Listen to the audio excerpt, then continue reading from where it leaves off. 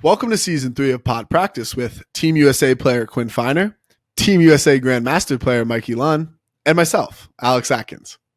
You can now find us on YouTube, Spotify, Apple, and anywhere you listen to your podcasts. We want to keep growing the Pod Practice community, so reach out to us with your thoughts on IG and YouTube at podpractice_pod, or email us at show@podpracticepod.com. I hope you enjoyed the episode.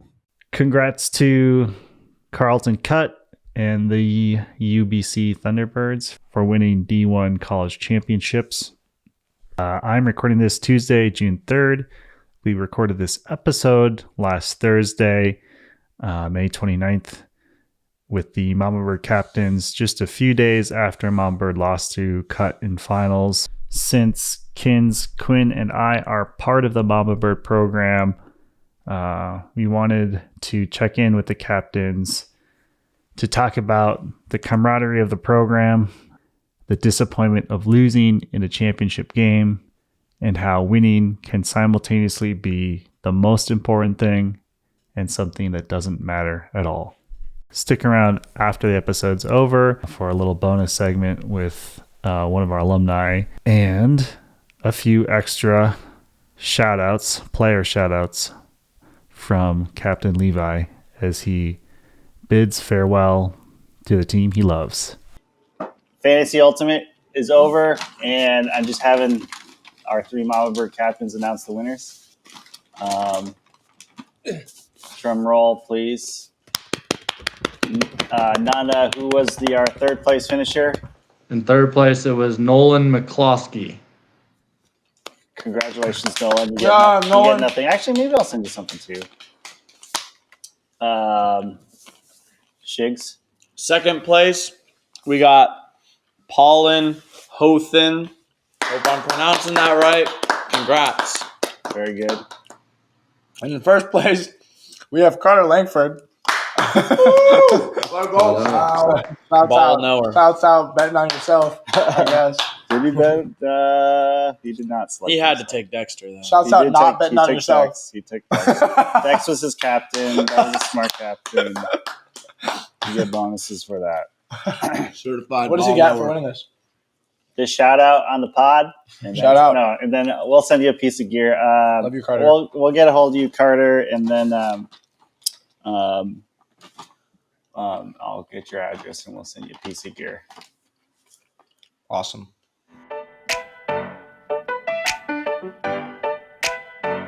It's Thursday, post-nationals. I'm here with captains of Mamabird, my favorite team. Nanda is remote, but we got Levi and Shigs here at Shigs' home in Seattle. Lovely house. Lovely home.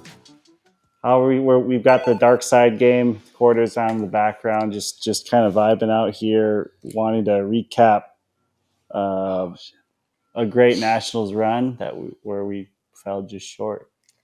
Yeah. What comes to mind for you guys? I mean, it was a very successful season. And I think something to definitely be proud of. I mean, to put it in a sentence, it's a lot to be proud of, but a lot to be motivated by. I think it just speaks to how difficult it is to reach the pinnacle of college ultimate. One, because your time is finite, and two, I was saying all season, this Mamabird team was the hardest working team that I've ever been a part of. And we left a lot out there on the field, but still came up short.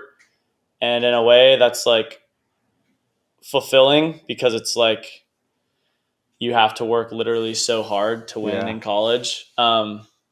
But I was also struggling with it for a little bit. I was talking to Nutt. I was feel we gave a lot this year and came up short.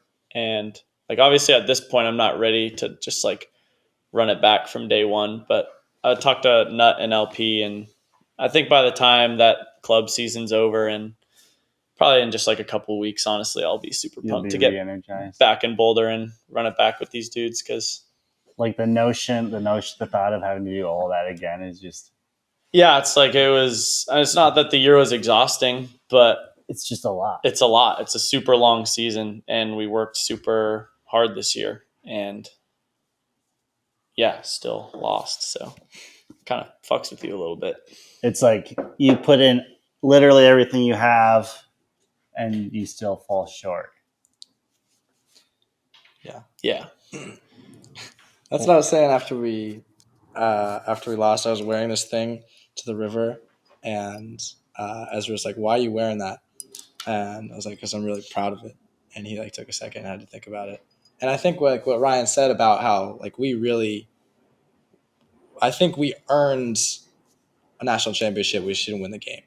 And it's like in that moment, I didn't feel like Carleton was really that much better than us. I didn't feel like they beat the hell out of us. Like kind of like I felt against Brown last year. Like I really felt like we put in the work. We had the system in place. It felt like we did everything we needed to do. We just weren't there in that moment on that day, which sucks in a way. But as a person who's leaving, I feel like it's kind of gratifying to feel like I left the team in a good spot with a bunch of guys who, to me, feel like they know what it takes to win and to put in the work they need to, and to kind of to really earn a spot in the national championship. And we definitely could have won that game. Right. You said when we were eating lunch earlier, you said Shigley was saying that it was a legacy game. And I guess, but from a certain perspective, it's a bummer of a legacy. But in another way, it's like you did leave a legacy because you've been with the program since 2021. And we built a shit ton in that amount of time. And so I do think you have a lot to be proud of. Yeah, I definitely feel a lot of pride. I feel like when I came into this season, I was kind of nervous about being a captain. I'd turned down a captain nomination the year before because I didn't feel like I had the energy to put in what I needed to it. And kind of my thought process this year was like I want to be a captain that passes forward the kind of cultural progression that I felt like we've been on since 2018 of like trying to support each other and trying to find like a culture in this program that we can be really proud of and that we can kind of make our own as well as adhering to the old traditions. So I feel really good about like incorporating my own philosophy into a group of guys that I feel like all support each other and all work hard and like show up in the right times for each other.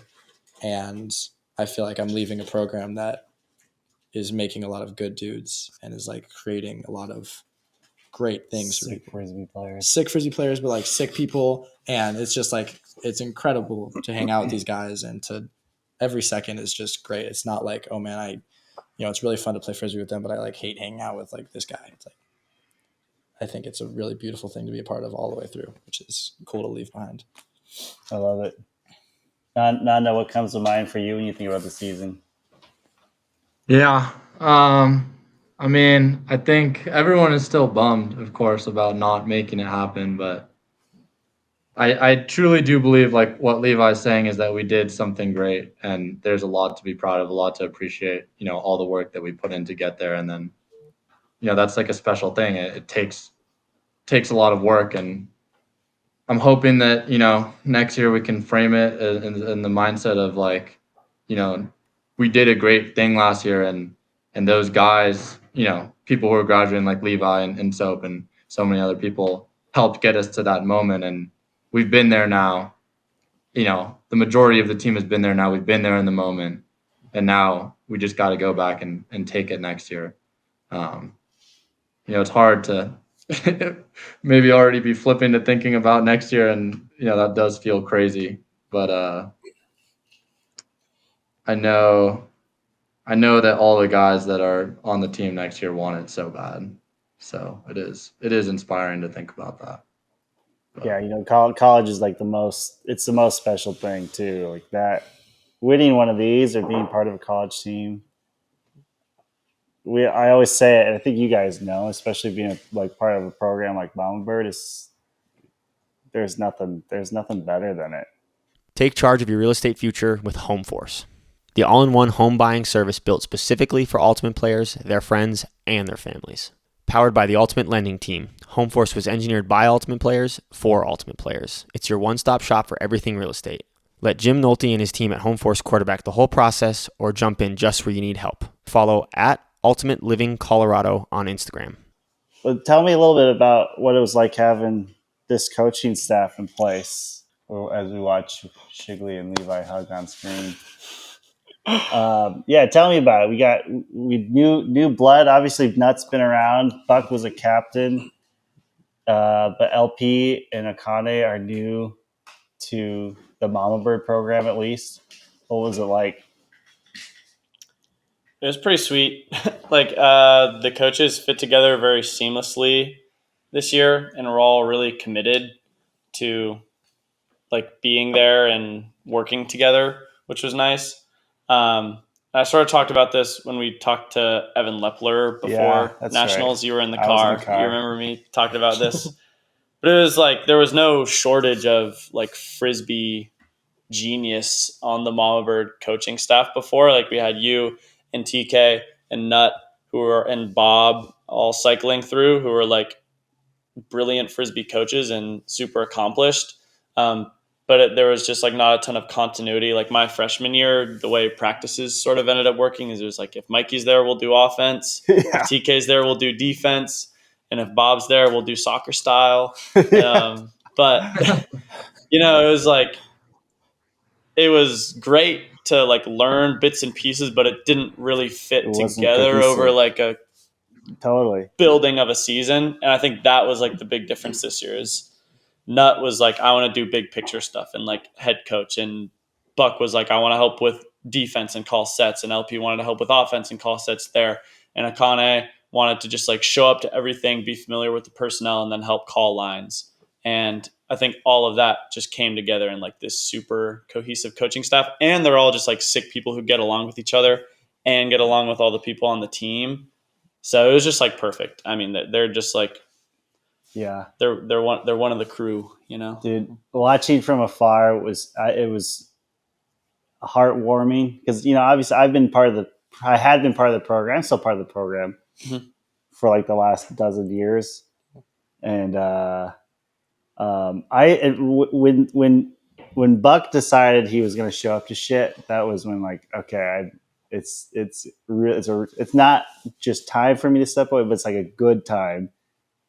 And then seeing how like the vibes of LP and Akane like influenced you guys, it was so sick, especially at nationals. Like Nanda, this with Bravo, like right when last fall we had all these issues with energy and vibes and all that stuff, and like I seen how like Lisa is just, it doesn't like, she's always getting the best reactions out of everybody, and Akane is like so kind. And I loved it. I loved every part of it, and I loved even like the Coors shit, which is like it. I can promise you, if I was still on the staff with Bob and or TK, like we wouldn't have done that. Never. And I believe you. yeah, and I wouldn't even say that I approve of it, but I think it was so good for the team because like that's like it's not always about putting a bow on everything and like being buttoned up. So anyway, this is my love letter to LP and Akane. Right. And explain what is. The course thing. Oh, okay, yeah. Well, I guess I was with them, but you guys. Well, I guess all year they've been like matching, and every tournament they went out and thrifted something. Like at Pres Day, they got these San Diego like baseball shirts that were all matching, and I think that, like you said, they just get along so well that they wanted to get Stone Cold Steve Austin shirts, and I think they ended up finding Coors and thinking it was better. But they just like got along well and were like, let's just go thrifting and have fun, and they like got some food. And then Coors Light is Colorado, right? That as well, totally. And they just got matching clothes, and like I think LP and Akane were like such a let's just go have fun and figure out how to enjoy what's going on in a program that tends to, especially historically, have like a ton of really almost aggressive masculine energy. And I think that they came in and like were a beautiful balance where we were still able to have like Sam Kilgore and Elliot and Omar and like all the guys who were like really intense with the kind of moderation of having LP and Akane at the helm. I think it was like a really, really beautiful balance. Nanda, do you have any Yeah, I was gonna say, I mean, they were great, and I was talking to Buck actually after the tournament about how last year he was, taking over both like a captaining and coaching role essentially Yeah. at the same time. And I think also just having that whole fully committed leadership system allowed like us to separate it where, the coaches were doing more of the disciplinary or kind of like checking players, and the captains were able to, for the most part, be, pretty much just as supportive as possible. And I think it creates an environment where like, I don't know, when you have people just constantly giving you positive feedback amongst your teammates, and then you have like these leadership figures, like the coaches to, make the tougher decisions and say the harder things, it just kind of builds a great system of trust and cohesion. And I think that also had a huge impact on the vibes this year and just kind of how people were feeling. All right, so Nutt, Coach Nutt, Jonathan Nethercutt, the legend. He has his tentacles everywhere because of the triangle. He came from the triangle. He's a Darkside legend. He helped bring you up, a lot of people up in the scene, which includes not only a lot of the Darkside players, but also a lot of the Carleton folks and their coaches. I don't know. I guess just what is your perspective on that, and then just as Nutt as a mind and teacher and friend. First of all, the story you're alluding to, we went up against Carleton at the beginning, and we got in D-line and O-line, and we were in the O-line, and we were all tight. We were like real close huddled, and Nutt was like, all right, listen, these guys are really well coached. They're coached by guys I coached, so they're all really smart, and whatever they say is going to be right. And we were all like, okay. And then he was like, they're going to do these things, and they're going to try to stop you in this way. And then on a turn, they're going to try to do this. I know this because the guys that they're coaching that I coached like to do it this way. And we were like, okay. And then they did it pretty much exactly as he said it would happen. And we had a game plan before, and he was like, all right, if we stop them from doing this, we'll have a good chance. And looking back, we were like, yeah, he was like pretty much everything that says kind of comes true. I used to say like it was just better for my life. Like it was less stressful to just assume that he's omnipotent and that he like sees and like understands and knows everything. And that's become less true as I've become closer to him as a friend, but still pretty true. Yeah, he's sick, and I also look up to him a lot, like him and Buck as a tandem. Like last year was just a very formative year for me in terms of like leadership, especially. But yeah, I mean, the way that Nutt sees the game and the way that he can articulate what he sees is like super special. And I think like a huge reason that a lot of good players have been built in the Colorado structure. I mean, you get talent going everywhere. Like every team, every once in a while, will get like that 5-star recruit. But I think like having a coach like Nutt who challenges you to think critically about like the game of Ultimate is super valuable, and that it just like gets your gears turning in a special way and makes you think about the game in a totally different way rather than like I'm just gonna go and like fucking throw it far and like lay out all the time. It's like he really like breaks you through to like that next level of like frisbee, which is sick, and I hope to break through to higher levels. The fourth dimension. Here's to higher levels. Yeah, I mean, he's the best coach I've ever had, and definitely the most impactful coach I've ever had. And the way he sees Ultimate is, I think he just sees it as it is, and has some really great takes on how it should be played and what works and what doesn't work. And he's had a huge impact on me personally as a player since he started coaching Bird, and also just as a teammate on Bravo, where he does take kind of a leadership role, whether he is a captain or not or whatever. Right. I know he is doing that this year, but he's an inspiration to everyone around him, and pushes everyone to be better in really good ways. And also is just a great personality to have as a coach, as a teammate. I mean, that guy is probably the funniest dude anyone's ever met, and has the best quips, best jokes in the hardest moments. So yeah, great guy in so many ways. He's got the charisma and charm and the brains to back it up for sure. Yeah, Garrett, let's get a little cameo question about Coach Nutt or whatever you're about to ask. Yeah, super random, not even related to what we're talking about. No, could each of you share like a little nugget or a concept on like defense or offense that Nutt has shared with you that you're like, oh shit, I've never thought about it that way, or like any things that he's built into the Mamabird system that you're able to share that has really stuck with you? I definitely have something, but I want to go last. You could go to let these. Or I could go first. I can go really quick. You know, he does a really good job of covering the fundamentals, but at nationals, he had these incredible game plans that were focused on taking teams and individuals out of their comfort zone. And, you know, obviously, you know, that makes sense. It's a good idea. But seeing it in action, you know, when a player has to do something that they are not used to, and teams have to play in styles that they're not used to, getting, you know, maybe their handlers into the downfield space more or whatever it may be, has a huge impact on just kind of the crumble of offense. And, you know, combined with, you know, good defensive pressure, of course, just seeing that over the weekend was beautiful. What kind of things were you guys trying to do versus slow core? Yeah, we talked about a little bit, like pushing Kyle backfield, of course, going flatter on Kyle and Anton when they got the disc, keeping Alex Nelson out of the deep space, and then just kind of hounding him on the unders, that kind of stuff. Yeah, that one's not rocket science, but Generally smart, probably, yeah. I have sort of like a two-piece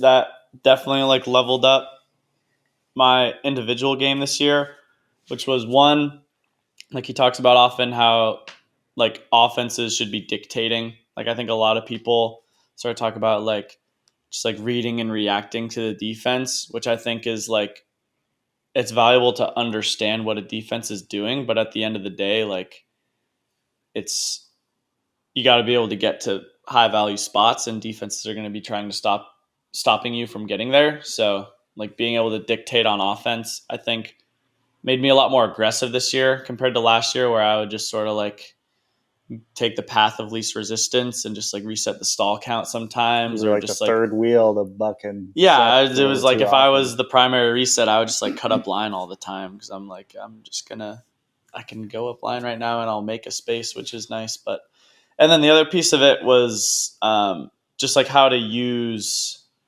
my body effectively. Like I sort of talked about, like I hardly ever am gonna like beat somebody with my elite first step because I don't have an elite first step, and I also my second, third, fourth, and fifth step isn't like ridiculous either. Elite reach.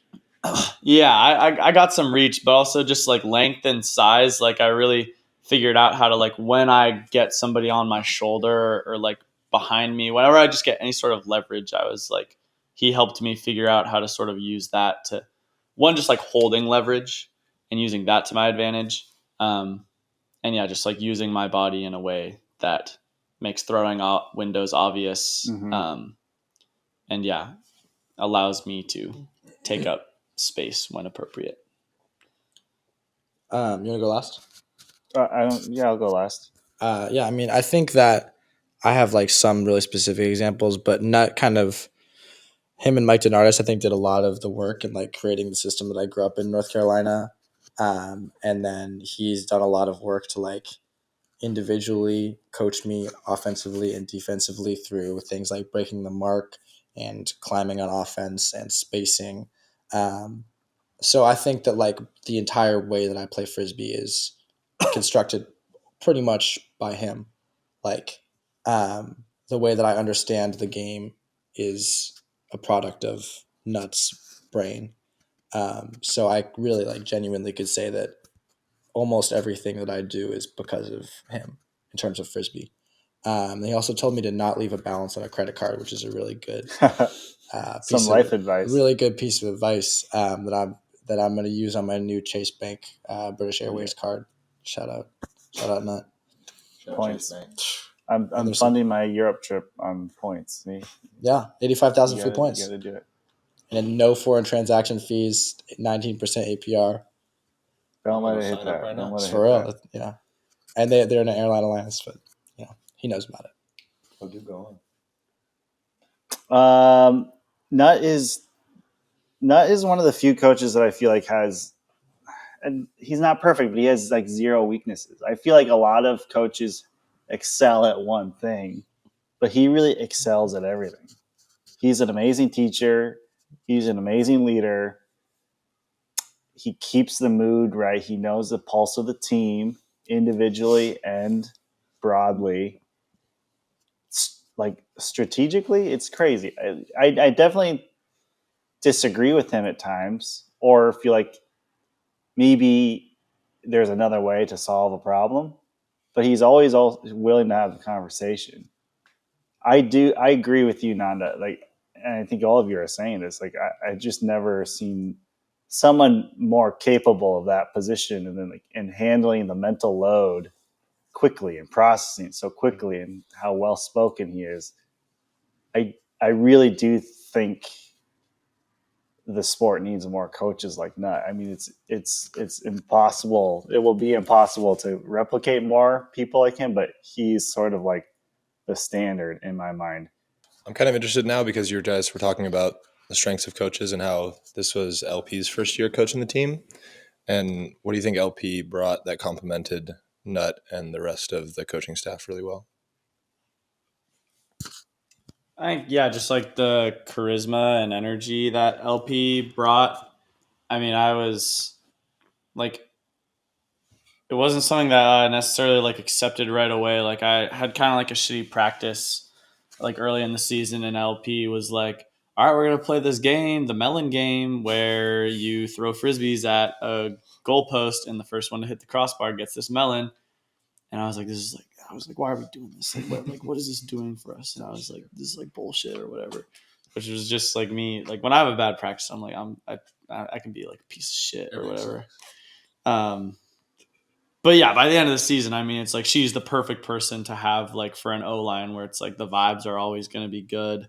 Relaxed. She always relaxed, and also was like very willing to just be like a backboard for ideas. Like, that was one thing she said early in the season, was she was like, I don't want to like be dictating anything you guys do. She was like, I want to be a resource for you guys to like bounce ideas off, and like I'll call pull plays and stuff. But she like did a great job of like allowing the three captains on O-line to still like have sort of a leadership role, and along with like the four other dudes, while still just being like that North Star of just like good energy, which was awesome.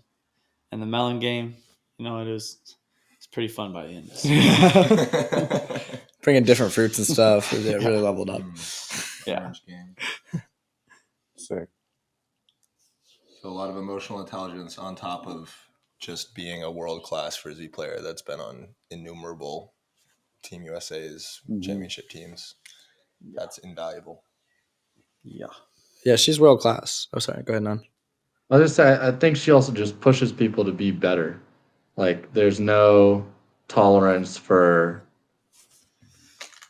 playing mediocrely or putting in, a normal amount of effort. Like, I remember the first practice she showed up to, it was like, in a supportive way, like, you are better than this. You are a great player. Like, you can do more. And like, you can work harder. You can be better in this situation, and just kind of finding small moments to push people to be great. And I think she's really good at that. Very, very hard line to toe between being constantly supportive and also constantly asking the best of your players. Yeah.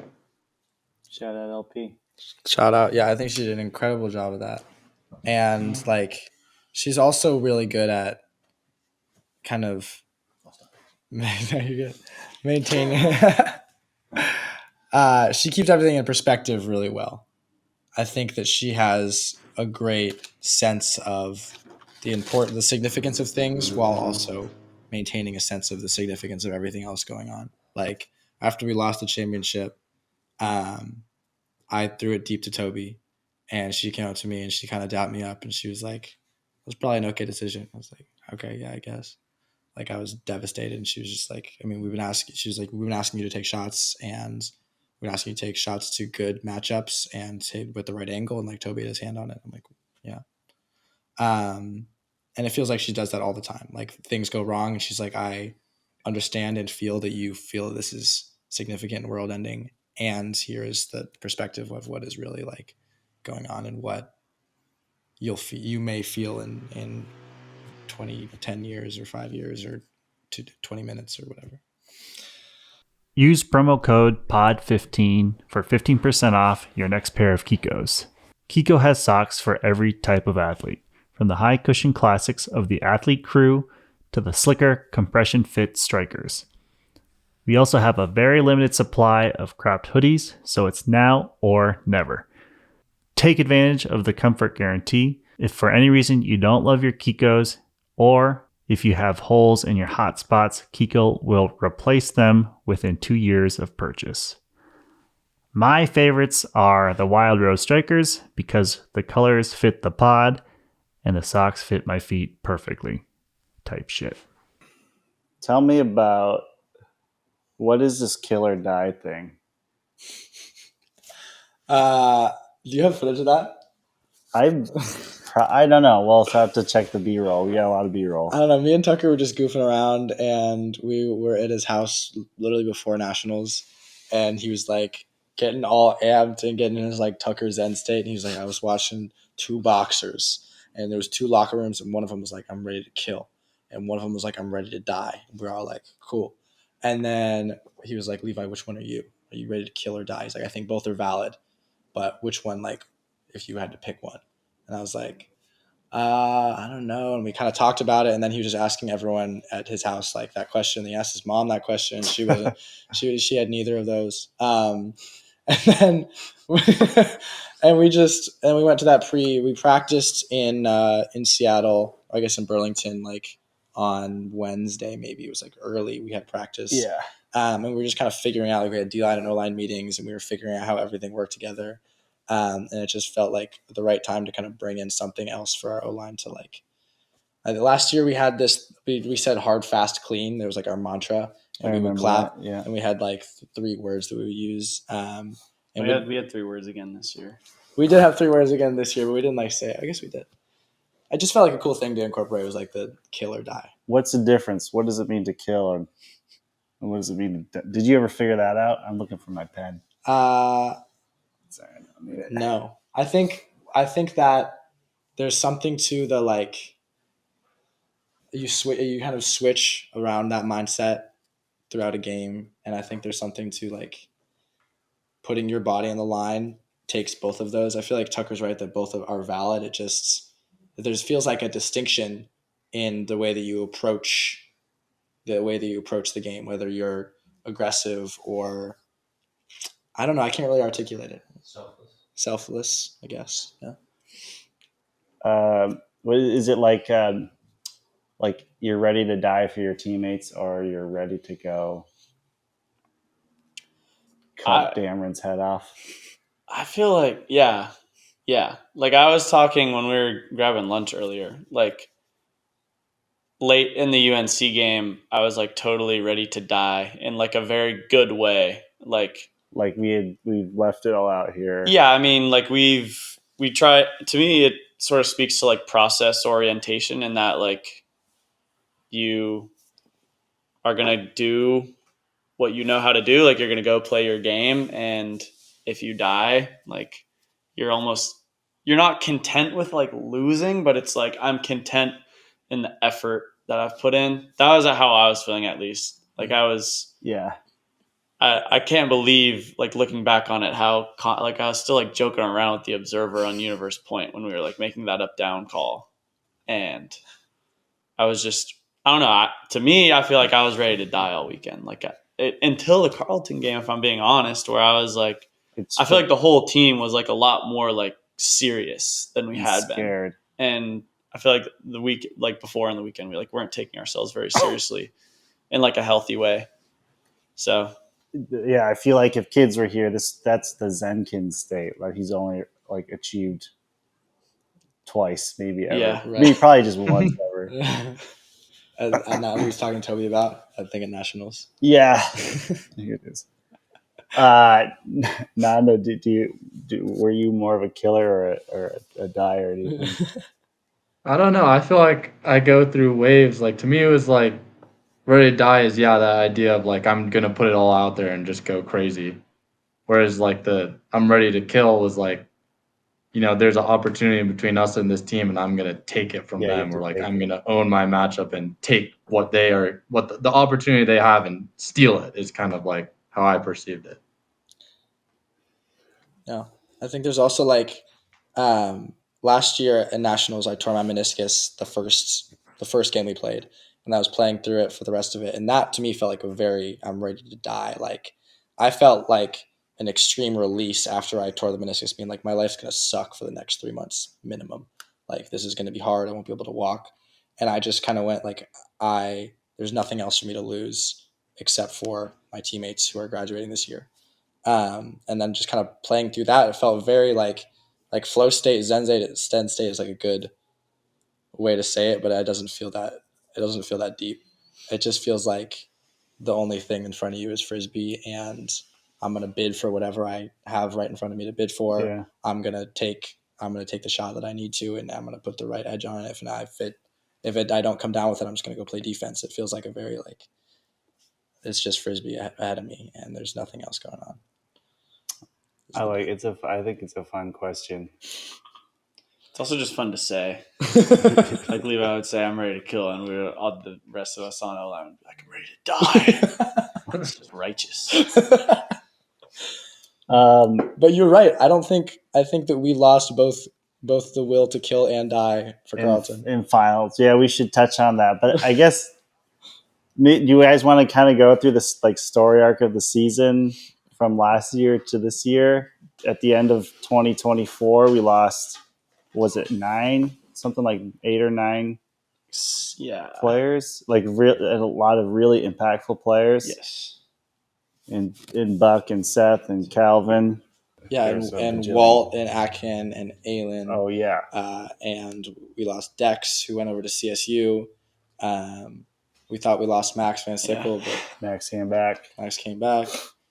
I'd be real upset if I'm missing anyone, but I don't think I am. So, like, what were expectations Destrin. going into this? Destrin. Destrin was there on the sidelines. Shout out Destrin, dude. Yeah, what were your feelings going into this fall, Nanda? Did you have any thoughts? Yeah. I mean, definitely it felt like it was going to be hard this year, but I think there was also this expectation of we have a lot of great players on this team who have the potential to step up and become star players for Mamabird and incredible players. And, I think Shig and I have a really big, strong class. We were talking about that with Lepler too. And I think all those guys ended up stepping up, and we also picked up some great players like Elliot and Ezra and some other people. But yeah, I think it was really the story of a bunch of guys stepping up and making it happen. What were you guys thinking? I was like, were you thinking results at all? Or were you just thinking like kind of? I mean, I was like I don't know. I won't even lie. Like after Pres Day, like Texas just had like a solid Florida warm up too. I was like, we're gonna have to like really lock in for regionals this year. We lost to Cal, right? We lost to Cal. We like went to Univer, or like we like barely squeaked one out with UVic on the first day. Oh yeah, lost to Northeastern. Got walloped by Oregon. This always happens to us at Pres Day, by the way. Yeah. Speaking of the Cal loss, I was in Hawaii with kids at Kaimana over that weekend, and we were playing with Jace Bruner, who is he lives in Chicago but went to Cal and was helping coach Cal from a distance. And Kins and him made a side bet. And I was like, dude, you can't. I was like, Alex. Cal always kind of beats us at Pres Day because they run zone. Yep, that's messed up. Anyway, What were your thoughts heading into the season? Same thing with him. There was some results focus, but like I said, there was a lot of me. I came into the season being like, I'm going to be a captain who comes in and like tries to build a culture of people who like really support each other and work hard. And like, I didn't want to be as results focused because I was expecting that the results wouldn't be as great. Good. I'm like, we just lost an intense amount of people, and like, if we fight and earn a good spot at nationals, that's great. But like, my initial thought for the first 2 or 3 months of the season was like, I will be so ecstatic if we come out of this and I'm like, I have 30 guys who I feel like we're really good people and work hard and we'll do something great next year. So in terms of expectations, we far exceeded them at the beginning. Yeah. And after Pres Day, like really, me and Axel went home, and our roommate was like, "How'd Pres Day go?" And I was like, and Axel was like, "Yeah, Levi ain't getting one in his college career." I was like, "Yeah." Yeah. No, I remember like there were like moments in the season. I don't know. This sounds bad. It feels like I had like no trust in us to like develop and stuff, which that's like our whole thing is like trust the process. You know, that was us. We did that. But yeah, there was like moments where I was like, we just don't have the recipe this year. I was like, I feel like we're going to lose this year. And then next year we'll like, cause that's sort of how it went. I was talking about you with this, but like our big class, myself and Nanda's, like I say like forged in the fire. Like our freshman year was super underwhelming in terms of our like expectations versus how we ended up doing at nationals. Super high expectations. We like just made semis the year before. Had Bravo like, just won nationals. yeah, Bravo just won nationals. We had like the most talent in the world. And then we just like blew it up. Like we were super cocky all year. Like we were like, we're the shit. We like played close with a bunch of teams that we should have just like destroyed. And I don't know, we just like leaned on purely talent to like get us anywhere. And we stunk and we lost in pre-quarters. And then that like really motivated people for the next year to like really like lock in, be supportive, like be working out and stuff, like do all the little things, and also just like staying humble and like staying process oriented and stuff like that. Yeah. And it ended up great. We made semis, fell short to Brown, obviously. But then, yeah, there were like moments this year where I was like, we just got to lose again. I was like, we'll be bad this year, sure. But then that means we'll be good next year. And I was like, that's the recipe. So we just kind of got to wait for that to happen. So what do you guys think the key is now to keep building? Like, do you think we just made finals, like this close to winning. You know, you can't get that much closer. Like, is there a feeling of like we are the shit now, or what is the mentality? Is it too early to say? I think but I think it's kind of like what Shigley was saying is like all those little things were a product of, I mean, in this situation, us losing in pre-quarters, but I think it's like we got to take that same mentality of like we were there, but it doesn't matter. We still have to do all the little things, because I truly do believe that that's what. I mean, this year was, I thought, even more people were in the gym, more people were watching film, more people were being, really supportive teammates and pushing each other to be better. And I thought that had a huge impact on why we were successful this year. And, I assume why we could be successful next year too, if we did the same. Yeah. I was talking to Curtis about this a little bit, and he felt like he was really happy with the way that we reacted to the new identity of a team each year. And like we found a lot of success this year because we didn't take on the identity of last year. Like I think last year we found a lot of success because we were like, oh man, we lost in pre-quarters, like we got to avenge that. And I think we did a really good job of reframing everything this season and being like, this is a whole new group. What's our motivation? What kind of things like drive us to go to the gym? Like shout out Max last year. Max Van Sickle did amazing job getting everyone to the gym and implementing new things as a captain and like putting us in a position where like if our issue was we lost in pre-quarters because a lot of the year we were cocky, we didn't work hard, we like compensated for that. So I think that the real recipe for our success has been reacting super well to new ingredients in the team. Like we have new rookies, we have people stepping up, and we just accept all of it and go like, you want to be a great player and you want to do this, great.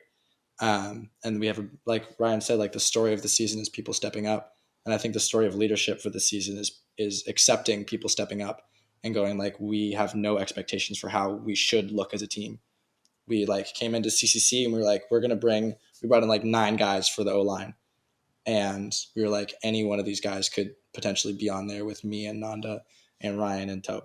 And they were like, any of you 5 or 6, if you play well, you could just be on the O-line.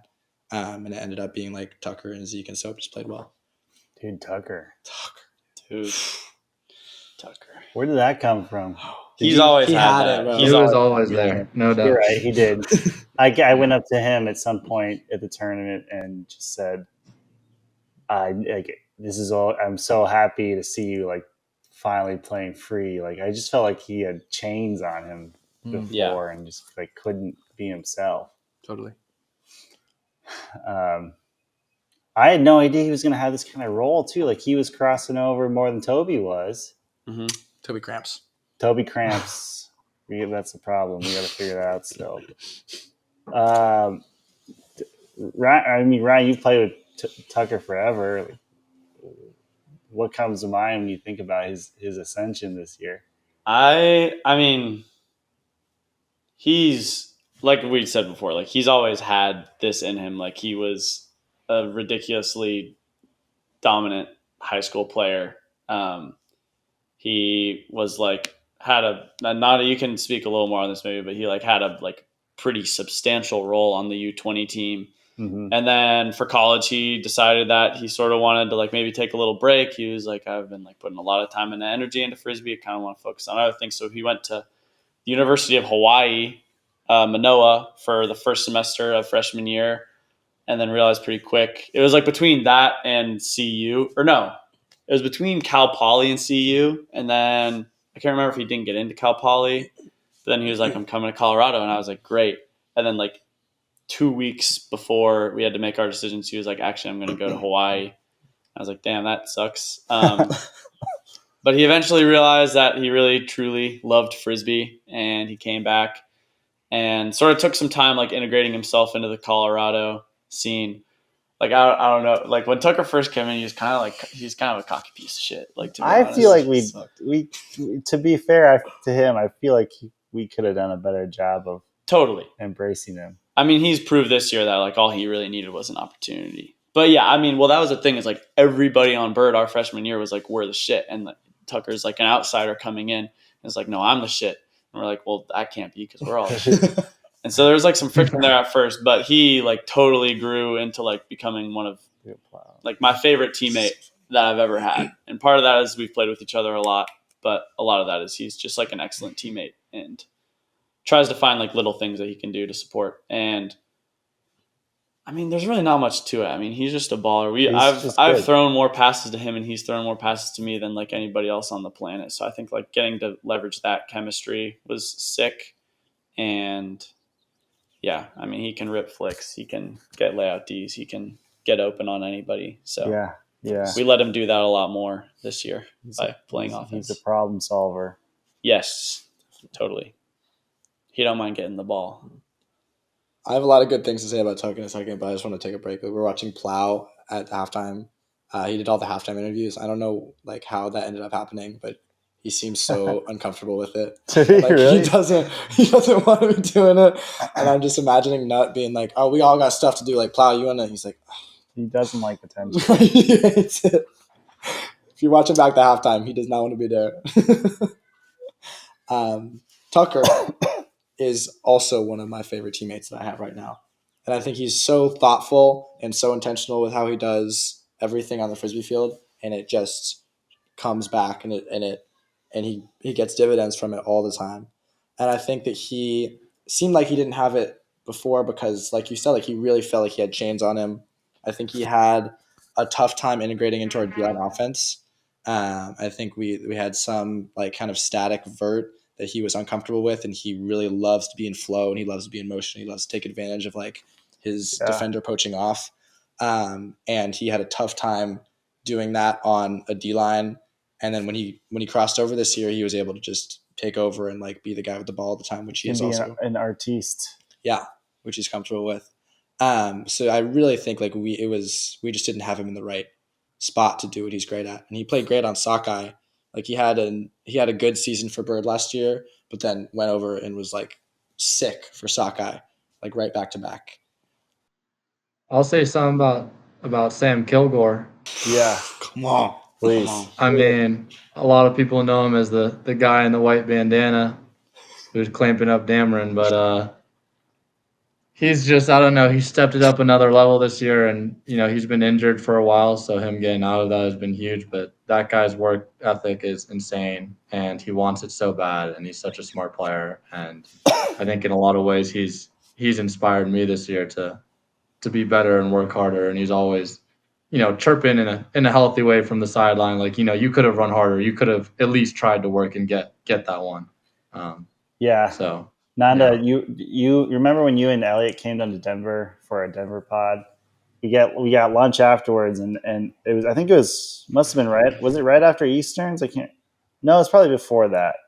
It was before.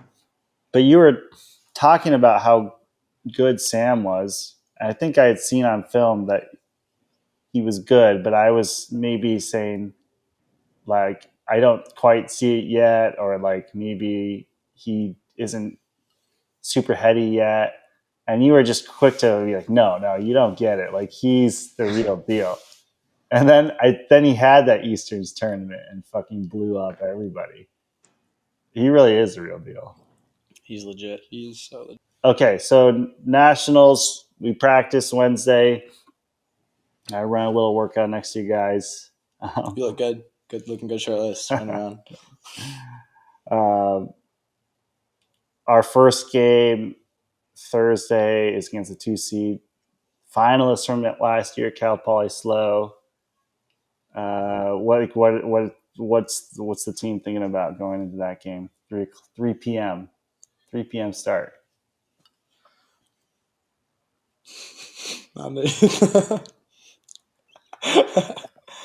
I thought it was like all, at least my mind was just on the very first game and just not looking further than that. And, we have the opportunity to do something great, and I think this is kind of the way we framed it to everyone too, is like, it's just one game at a time, and you have to focus on winning that. And that's all that matters at the current moment. You'll make the switch to the next game when it comes, or the night before when we have our meeting, but just kind of staying focused on that. Yeah, I think we were thinking a lot about ourselves. It was like a ton of, we're just going to go be the best team we can and recognize that Cal Poly like could be great and this could be a really tight game. And we're also talented enough to beat anyone by a lot. So it doesn't really matter who we're playing. Like Ryan said, dudes in shirts probably 300 times this year. Like it was really just, at least for me, I wasn't thinking about them very much at all. Like we did our game planning, and I was thinking about strategy and the way that I would need to play against their specific system. But when we were on the line, all I remember thinking was like they were pulling dust, and I was like, oh shit, the game is starting. Like it felt like we were just warming up, and I was just with the team, and then it was just like it felt just like practice and just like the routine I had built the whole year. And all of a sudden they were pulling dust, and I was like, I'm just so ready. I usually before a game I'm like, all right, anticipate it, and something is like there's a build up, but it really just felt so smooth and something felt so right. And I think that we played that game like something just felt right, and like we were just on. And that was really, really, really cool. That game was awesome. Not just because I played like my mind out. Yeah. The question about the Cal Poly games may be more interesting for one of the D-liners because their O-line was very, very good. Yeah. Yeah, no. The D-line definitely had a game plan, and they cared about who was getting the ball and how and stuff. Like our big game plan was don't let Kyle generate all that forward momentum from the backfield and stay behind Alex Nelson. Yeah. We did a pretty good job of that. I don't remember Alex Nelson catching any deep goals on us. I mean, Kyle was definitely still driving that offense because, I mean, Nutt said it in his interview, but it's like Kyle Lou is one of those players who's just like going to get his just because he's that good. Yeah. So we sort of decided that we wanted him to get his by like being a thrower and by moving it side to side. I feel like we did an okay job of that. I mean, he balled out and threw a lot of assists against us. Over here at Pod Practice, we are excited to announce that we are partnering with Greatest Bag to provide you with all of your ultimate bag needs. If you're looking to get a new ultimate bag, head on over to greatestbag.com. And if you use code PodPractice10, you will receive 10% off your purchase. Quarters, Darkside. So okay, this is kind of when like the vibes, that vibe train really is kicking in because every game matters. And I don't know how did you guys feel about playing Darkside in a quarters matchup, a team who has made semis every year since I think 2013 or 14. Crazy. We have in my time with the team, I don't know. We're probably like, I would guess like 4-9 or something against them. Like it's not good. I beat them for my first time this year. I'm gonna be honest, I was pretty stressed out before this game. Like I'm from North Carolina and I had a lot of buddies in this team and I've lost to this team at nationals a lot. And I was like, that was like a moment of me being like, I really do not want to lose this game. Like I'm really pumped to win this, and I was pumped the whole way through. But I was like, me and Nanda were sitting in the hotel room that morning, and we're like, this Mamabird team is not ready to lose right now. Like this is not where we end. This is not where our journey stops. Like we have so much more to give. We have so much more to play. So I was like, I guess nervous is the wrong word, but I was feeling a lot of emotion. I was like, everything was firing and I was really, really amped. And I think we do a good job of, as a team, framing like nervousness as excitement and as like getting each other pumped and supporting each other in really positive ways that help you get through nerves. I think like it's such a good environment to be nervous in because every single person 1 through 32 has your back, and we all know each other well enough because we hang out so much that we all are able to recognize when someone's nervous and how to support them. And we do a good job of pods. Like there's a bunch of different support systems I feel like in place.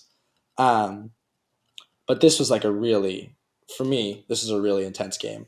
And this is a really like contextual game of like, I grew up here and I mean, I'm coming back to like kind of kick him out of this streak that I had known about. Like you said, 2013, like the streak has been going on since I've been playing Frisbee. So it was exciting. It was, as much as I love a lot of guys in this team, it was exciting to end it and to like be a part of something historic here. But it was intense before this. I woke up in the hotel room feeling crazy. Watching it. That was a tough read there for Shigs. I think that was Nanda. Oh, that was Nanda. Tough read. He read it perfectly. We just watched Toby's huck to you, Nanda. That tailed right in the Darkside game. Oh yeah. What were your feelings headed into the game, Nanda?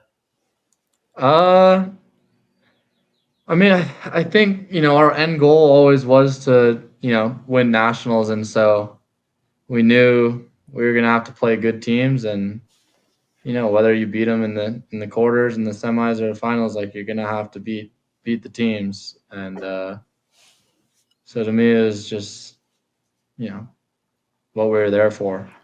And I was excited about it. Our win at Easterns was a little strange and probably not the way we would have liked to play the game from the beginning. But I felt confident in our team, and the O-line I don't think we'd been broken up until that point. So it kind of felt like we were on, and yeah, I felt pretty good. Shigs, anything for you? Yeah, I don't know. Just what they were saying. Like we did a good job of like framing it as like this is fucking sick. Like it's easy to get scared of like sort of what I was saying at the top of the hour, where it's like nationals is such an accomplishment because it's so hard, and like if it's easy, like what's the point? And I think we really leaned into that and we're like super fired up at the opportunity to like play this great team. Like we already played Cal Poly. We'll play another great team in semis, and then we'll play a final great team in the finals. I feel like there was a time when I've been part of the program or other teams where I just wanted to make semis so bad that I wanted my quarters matchup to be a cupcake or cakewalk. But I did, like, by the time you guys got to this game, plus like knowing that we've now made semis a bunch of times as a group, like it just wasn't enough. Like it was sort of like I loved that you guys had a chance to be battle tested against. Like like this is a championship level team for sure. Many of these players have won multiple championships, and this iteration of the team was really good too. Yeah, like the addition of Barcelos, that kid is crazy. Really good. It's good. And there are some good storylines. You're not the only one from North Carolina. I know we got Tobias and fucking head coach John Nethercutt, like the Darkside legend, and Ethan Burgess, young legend, and King. I didn't. Oh yeah, right. Yeah, I did know that. Also from North Carolina. Have you guys ever talked to Nutt about this? I want to interview him specifically about what it's like to have been part of two of the most historic programs. Yeah, I didn't talk to him. Have you ever thought about that? I thought about it a lot after we won this. I was like, if I grew up in 10 years, went over to like Go UNC back to or Darkside something and coached to like beat Mamabird, that'd be crazy. That'd be really, really intense. Like if we kept making semis for the next, I guess it would have to be 9 more years to reach to reach what UNC did. Fucking ridiculous. This is so crazy. To reach what UNC did. And I left and went over to like Oregon, and then we beat Mamabird in the quarterfinals. I think I would feel a lot of conflict. What he was telling us, he was like, fuck them, like this is gonna be sick. We're about to beat them. And well, that's why Nutt's the best, though, right? Yeah, he's killer. I have no idea. I feel like I would have mixed feelings about it. Maybe he's over it after all these years. Yeah, that block was crazy. That was really good. Barcelos is lit. It was his layout on the goal line. You're gonna have to splice all these in. Yeah. Okay, so quarters crazy, and we're up, right, and I felt like in control for most of the game. In quarters? Yeah, we broke. We broke on the very first D point, and then we got broken back immediately. And then I think we were up by 2 in the second half. It's like 10. Yeah, it was 8-6. Maybe half was 8-6. Yeah. And then they just tied They just it. broke us 9s. We can just watch the game. And then it trades till they go up 14, 13. I wasn't processing it. Like we got broken, and I was like, damn, we're going to have to break again. And then I was like, well, we just got to hold right now. And then we held, and I was like, all right, a few more holds. And then we'll like probably send out like a stat. But I don't know. It was universe like so quickly. How did you feel about that last possession that Darkside had? I was matched up on Barcelos, and I mean they like run through him, and I don't know. He was getting the ball a lot, and I was definitely feeling tired, and it was just sick to be like. We talked about like in our last few practices and like all tournament, just like giving everything. Like we've done a bunch of work this year, and at this point, it just comes down to like effort. Like they're very well coached, and so are we. And they have ballers, and we have ballers. So like, effort is sort of the distinguishing factor. And I mean, I didn't make a crazy play. He broke me around, and luckily, it was like you had a lit low wide mark. Just sure, widen out. Sure, yeah. Nutt was yelling at me to not let the around off, and I did. But I guess I don't know. Whatever. Anyways. It was just like there was a moment where like my legs were tired, and then all of a sudden I just like snapped into like, all right, no, we got to work, and just got some energy. And it really is a game of inches. I mean, it was like a few blades of grass, and then millimeters. I mean, if that Tucker throw to Zeke is a few inches longer, I mean, it's a different podcast we're having today. I mean, yeah, we could have many different versions of this podcast for sure. So I guess in this moment, when it was 14s, Nanda, were you ready to die? What were you thinking? I don't know. I was, actually, Nutt took me off for that point to have Rally? to have Rally Yeah. guard I remember. Seth Freed because he'd been locking him up all game. And at first, I was tweaking out a little bit, but then just big trust. I believe in Nutt. I believe in leadership. I believe in our guys, and I was just there from the sideline, we got set up the best way we could, and just I guess I was ready to die, but I believed in what our team could do, and I didn't think it was over until I saw him catch it for sure above the ground in the end zone. Was that the best? Was Zeke's grab the best catch have you seen a better catch? Yeah. Disregarding context, obviously. It was insane. It was insane. But vanilla layout, Zeke. Let's maybe trailing edge that next time. A lot of rolling. Yeah. Yeah, that's fine. That was I don't know. That was like one of the best moments of my life. Was like that moment. I started just bawling. Yeah. Gave Bailey a big hug. Really? Yeah, it was sick. How is she as a Frisbee sister? It's very defensive.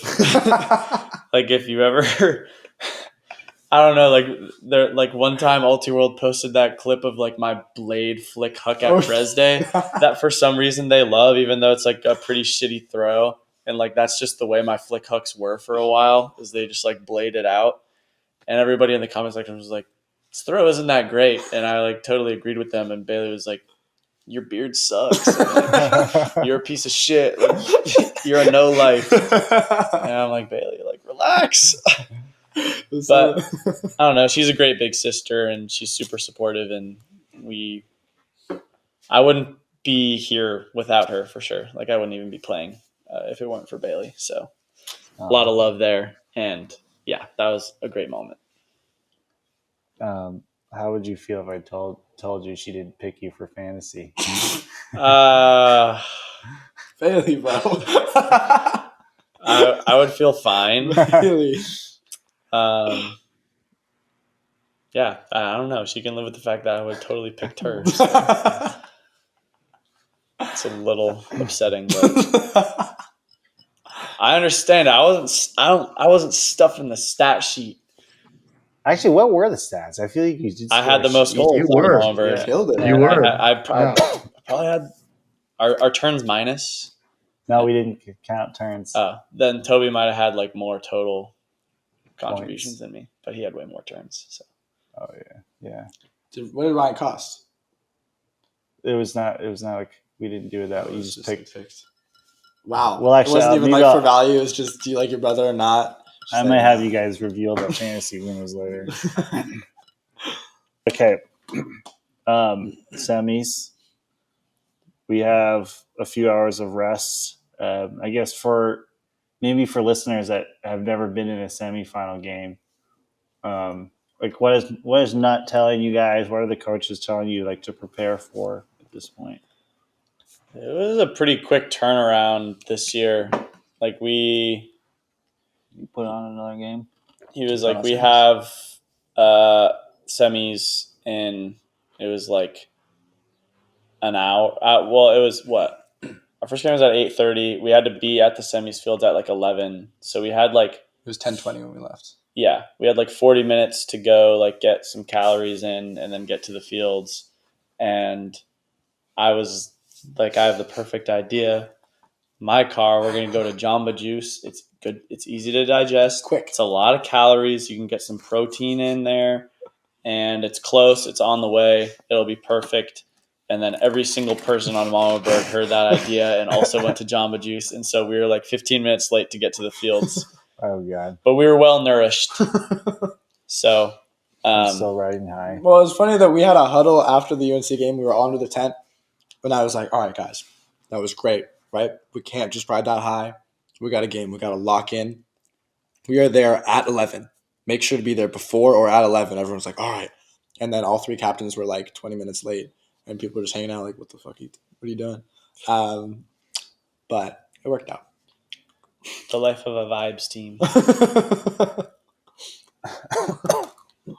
So other than that, though, are any of the coaches telling you anything about being prepared for semis, or do they say just treat it like any other game? Talk about Somehow people, I don't know. From my perspective, it seemed like people were just really ready and dialed, and it did feel like sort of any other game. Like I think the quick turnaround was good for us in that there was no time to think about it. Yeah. No time to overthink. More importantly, people just got there, and we're ready to play frisbee. I think it was cool as well that like a lot of people were coming from the fields and there were other quarterfinals, so there wasn't a big crowd at the beginning. So I think we were able to really settle into the semi with like it was just our parents are on one side and the ego parents on the other side. And we're like, well, we've played a million games with these fans. Mm-hmm. I think that was really good for us to like we were in the semi and then we started holding. I think we break. No, that was old. No. We break pretty early, which, as we'll talk about in the final, seems to be pretty important. And I think we just settled in and totally played our game. And same thing as UNC, we were just hitting and like amping each other up. And yeah. Now I know what's going through your mind. So you scored the first goal of semis.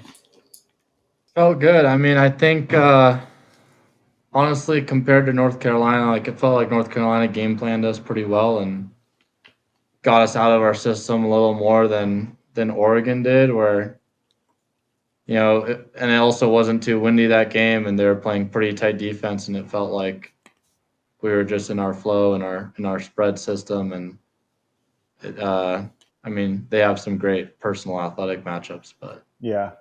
it felt like we were able to just play offense the way we normally did, maybe through a few different players than we normally do. We took advantage of very specific athletic advantages we had on matchups, but felt not too bad. And so we control this game most of the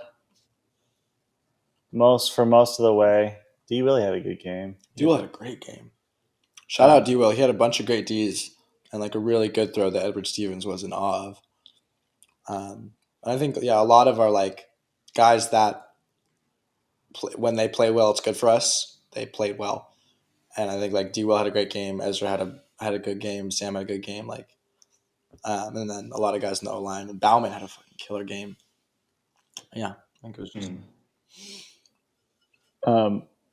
Did they tie it late? I forget, or had a chance to tie it late? It was 13-12, and they had a chance to tie it. Oh, that's when you got... And I did some dope shit. Yeah. Shut up. Nice little point block on their own goal line. That was a sick highlight.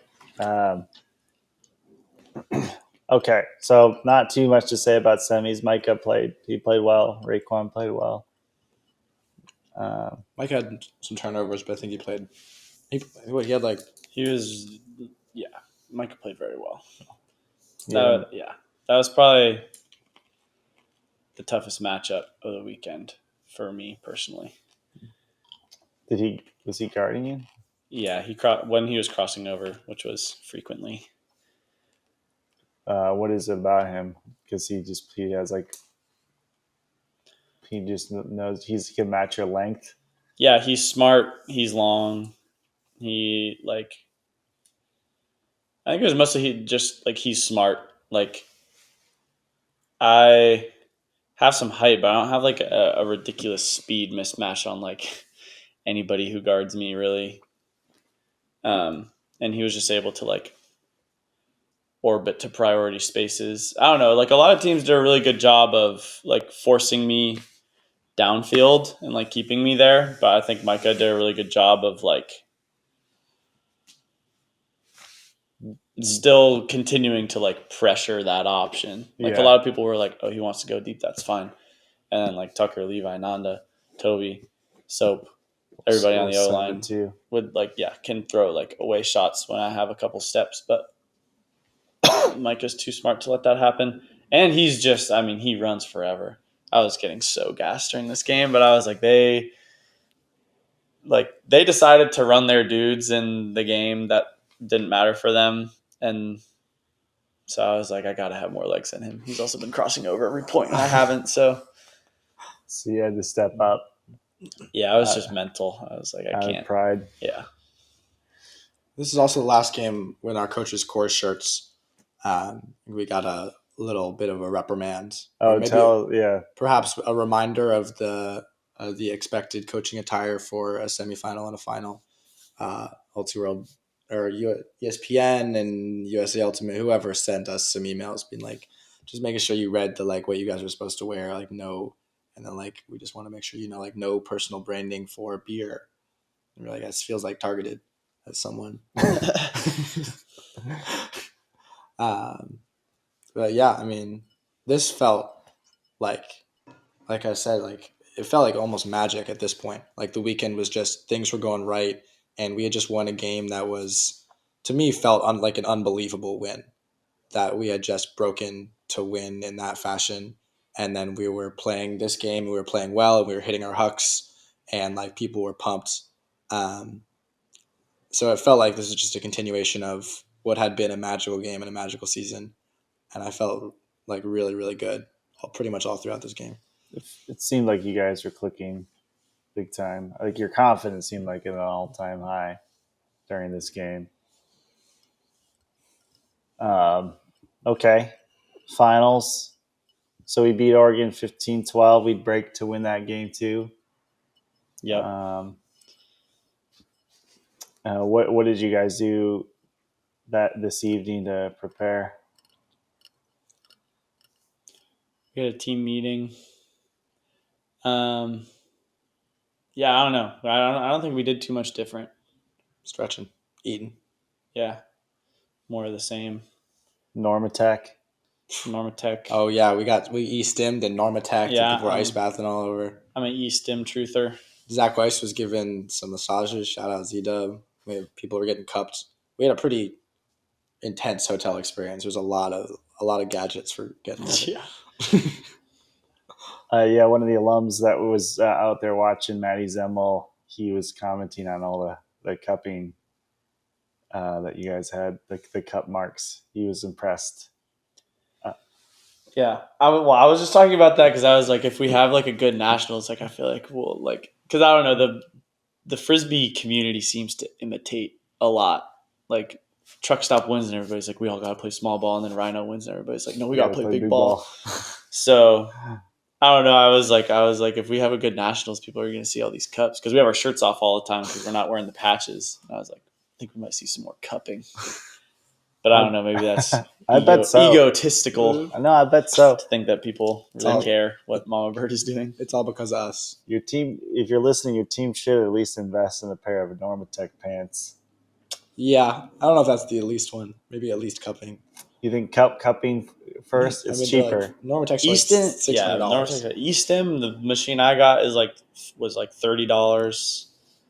That stuff is great. I felt fresh all weekend. Yeah. I think one of the interview after this with Nanda totally capped off how good we were feeling and how in our cultural wave we were feeling the whole game. And what did you say, Nanda?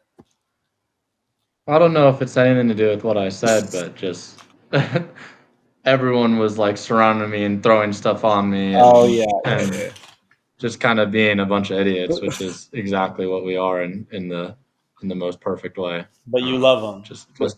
I love them. Just a bunch of idiots having fun. Yeah, Tobe said that. Idiot thing. Yeah. But, and you had a lot of pictures where you look really good, Nanda. Those pictures were great. Shout out Chuck Cleary. Shout out. And the cow house. The cow house. So the cow house is, I stayed at the cow house. There's an Airbnb in Bellingham where all the videographers stayed. There's Garrett Bush, who's around here somewhere. AK, Richard, Chuck, and myself. Yeah. I just scored. 3-1. Little point. Little C's. Okay, so rolling into finals, vibes felt great, and also the alumni support was. Speaking of Maddie, he wasn't able to come that day, but Quinn flew in. Mm-hmm. Plow had flown in already. Callahan Award winner Josh Richter Ackley flew in. It was cool to meet him. Yeah, it was good. Was it good to meet him? He talks shit in the Discord all the time. It was He nice talks to meet shit. you. Nice to put a face behind that. Who else was there? Chris Bubernack. He's in Seattle. Greesh drove up from Seattle. I think Jason Buckingham. Saeed Semrin. Saeed was there all weekend. Yeah. Jason, Buckingham. What do they call him? Muffin Top? Muffin Top. Yeah. Was he there for finals too? Yes, I think so. You must have. He was hanging out with my dad. I think You missed him in the pick. he's definitely a Cal. Stanley Peterson's dad, Doug Peterson. Oh, really? Yeah, came Whoa, That's sweet. to support the team. that's fire. Shout out Smith. Oh, yeah, because he's from Gig Harbor. Gig Harbor. Okay. Yeah, that's crazy. I always forget that. So it was a good crew, good crowd. Did Stan just move? He just moved to Durango. Whoa. Okay. Um, Where's that? it's like South Colorado. Okay. Is he in a sauna there? Is he getting a sauna there? He was like putting a sauna in his house. I don't know. We can talk about it I'm later. sure Tip is convincing him to do that. Definitely. Um, Saunas are good too. We had a sauna in Daniel Estrin's apartment all year that we got to use as a team. And the recovery from that was unreal. Like everyone was in a sauna. I think a majority of our team probably saunaed at least 3 or 4 times a week the entire season. And just like a lot of recovery. And then you have to hydrate a ton when you're in the sauna and you have to focus on hydration. So it's not like, oops, I didn't drink any water. It's like I was in the sauna. If I don't drink any water, I'm going to feel insane and like falling over. So for me, at least, that was an incredible resource. So shout out Daniel Estrin. That was like a big reason that we were so successful this year, I think. And the camaraderie of being able to come together in one place outside of practice where it's like, are you going to be at the sauna later? I'm going to be at the sauna later. And we would spend a lot of time hanging out in there. another alum. Daniel Estrin, yeah. I want to talk more about alumni. But do you guys want to talk about finals first or alumni? I don't need to talk about finals. I also don't need to do that. We got to talk. We can do it though. We'll do it. It'll be cathartic. Yeah. Right. Let's talk alumni. Okay, we'll Should talk we get out of the about- way? Let's talk. We'll talk finals so we can end on a happier note. So I don't know. I guess what did you? What were the feelings like? Yeah, I'm sure you felt confident, right, going into the game. Yeah. I think some of it's luck and how the ball bounces early to help with pressure. But like, were you feeling pressure of the moment, like actively? Definitely. Yeah. Like I was saying before, like it felt like we were taking ourselves a little more seriously a little bit. We were upwind on O to start. Or I guess they punched it in and then we were, and that was definitely like felt like pressure because it was like, okay, like we have to score this one. And then like I like our D's chances. I don't know. It's just a little more pressure on O when you're going upwind. One, because like shit's harder, and two, because like I don't know, you want to set up your D line for success, and you do that by holding. And I dropped it on the first point, which, oops, didn't mean to do that. That wasn't in the game plan. But yeah, I don't know. I mean, even from there, it was like, damn, that's a punch. But I knew we would punch back. It was like our O line is going downwind now, so I was like, sick. We'll just hold the rest of the game, and our D line will step up. Yeah, like they have been. But Levi, it felt to me like the game of inches thing. Like we just lost the flip, and all of a sudden they come out on O, which is like not insignificant advantage. And it's just like a little thing. And then we get broken to start, which we hadn't gotten broken to start all tournament. It was just like a little thing. I think I came in feeling really confident. I think a lot of us came in feeling really confident, almost so confident that there was some fear of losing almost more than there was like a will to really take it. And I think that we didn't, it's hard to address in the moment. And I don't know if we did a good enough job. Like that's one of my big regrets is like not recognizing it and not doing anything to like figure out how to address the, at least for me, like the perceived kind of. So you guys were afraid to die and weren't ready to kill. Yeah, definitely.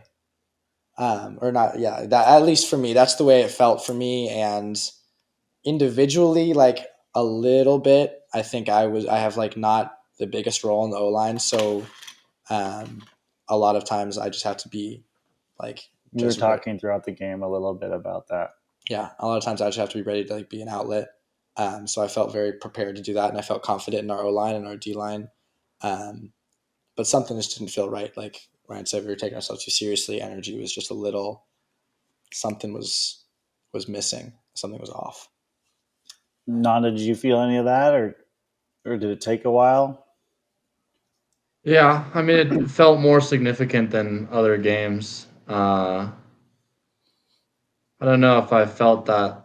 I mean, once we had that first break, and then I think the point right after Zeke dropped it on like the second throw, and I mean the wind was definitely swirly, but just I think seeing that, I did feel a little blow to the confidence of are we about to get blown out of the water right now? Like, are we ready for this or not? And I mean we ended up getting that one back and putting it in, I think, but yeah, felt it for sure. I also kind of I just want to give credit to Carleton because I mean, like all the stuff we're saying is like from our perspective, and it's like, oh, we didn't do this, we didn't do that, but like they balled out. Like they're easily the deepest team that we saw all weekend, and they're going to be deep for a long time. And they had a good game plan. They're very well coached, and I mean they won that game. Like it was more than us losing it. Like they played fantastic. I think, like Ryan said, they are incredibly well coached. And to me, at least, it felt like they did the best job of any team all weekend of preventing us from doing things we wanted to do and forcing us to consistently do things that we hadn't been doing all weekend. Uh-huh. And it felt like we did a good job getting skinnies in the first half, and they adjusted. I feel like they were constantly making really good adjustments and had a bunch of guys who wanted it really bad and were playing well and were instilled with confidence. Like I think one of the cool things about the final is that they finished, and I was reading an Ultra World article, and whoever was being interviewed was like, we're the deepest team in college. We're 1 through 32. And we had this game against WashU earlier. We rested a bunch of our guys and we won. And it felt like almost parallel to the messages we've been giving. Like what we feel is strong about us is that we're really deep and that we have like one of the best defenses in college. And we feel like our D-line is good. And we feel like we're really well coached. Like all of these things that are things that we take pride in as our strengths, I think Carleton also had as their strengths. And they talked about strength in numbers, and we also feel that way too. Like we feel like we had 2 D lines that we could run through. And it just felt like they did a really, really, really good job. And they were on like I said at the beginning, I feel like we did a lot of what we needed to do throughout the season to earn a national championship. And I think they did a lot of the similar things. They just had it. They just had it that day. Yeah. And really, really played well and executed on the things that they had that were great. Yeah. They played a good game. For sure. Yeah, definitely felt like they took us out of our flow a little. For sure. The game plan was good, and they were throwing people out into the open lane to help a little, and then felt like wrapping the marks pretty early and just getting us into spots we're not normally in. Okay. How have we been feeling since then? It's been, I don't know. It was a little like world shaking, to be honest. I mean, we have talked about it here already. Like winning a college championship is like has to be like one of like probably that's probably like if I could have one thing in the whole world, like world peace, I got all y'all, don't worry. But after that, it's like a college championship. And like, I don't know, it was a little world shaking to like, we were so close and just like hanging out afterwards. I don't know. I don't mean to sound like a bummer, but it was like, I was like super, it was just like, what if we did win? Like, how would I be feeling? And like, would it really, I don't know. It's just like, would I really achieve like nirvana in my life if I like won this, if like we scored a few more points? And it's like, we're definitely proud of the weekend we had. And like, obviously we're going to come back for more, but yeah, it was just a little crazy to be like, damn, we were almost there. And like, would it have been all that? It feels weird to talk about. And I don't know if this is like what I would want like people on Bird to be hearing. Like, but you want I them also to, know I'm just like in a state right now where I'm like, I'm think I a know little what you mean. nihilistic about just like Frisbee. But we're going to come back. We're going to be so fucking lit next year. We're going to win every game by about 100. That's what I was telling after the game. I was like, that sucked. But I was like, it got me fired up for next year. I was like, we grew so much this year, and the amount of growth that I know we're going to have next year, I'm like, I want to get to the point where like it's not even close. And like it doesn't matter who has the better game. It's like we're going to be so fucking good next year that we win the game 99 times out of 100 like if we play it. Like Carleton played a great game, showed up, beat us. If we play that game 100 times, I don't know who takes it. But yeah, next year I just want to be so good that I guess that's just what I'm really chasing, is just being like the best version of the team. And I guess the way that you sort of check that box is by like winning a championship. But yeah, I don't know. I felt weird. I was pretty sad. Still ramping back up into like getting motivated and stuff. That makes sense. Yeah. I have a lot of thoughts, but I want to hear you guys give your what's been going through your mind since then. I don't know. I mean, it's brutal, to be honest. And I think we've put in like to work so hard for so long. I mean, Shig spoke to it earlier. It's a long season, and I think for a lot of us, it feels like we've been working longer than just this season too. You know, it's been a few years coming to this point of losing and not getting in, trying to get back to it, and losing again, and then like, okay, this is the year, and then get into that moment and not making it happen sucks. But yeah, I mean the team did incredible stuff this year, and I think there is a lot to be proud of. And Shake said there's a lot of that stuff we'll cover or we'll carry over to next year, and like we are starting from a higher baseline in many ways, but I mean it's I don't know, it's tough. And I'll say personally, like I got Summit coming up now, and obviously I'm so bummed about nationals, but I'm just trying to put it away. And I think there is a relief of I've been, captaining Bird is great. I love that. I wouldn't trade that for anything, but I am really excited to kind of just focus on my individual development as a player and, not really think about Turn your brain too off much a about little what the bit. team needs, and just kind of how can I become the best version of myself and focus on that for Summit and Bravo whenever, and I'll come back to Bird next year and, we'll start again. Yeah, I'm pretty devastated as well. I keep thinking about there's one moment in the hotel room where we had it felt like we'd all cried out, and then we were doing it, and we went out and we were kind of going through the motions. Like I think a lot of years when you lose, it's not easy to let it go, but it's like when you don't lose in the final, it's like we weren't even there.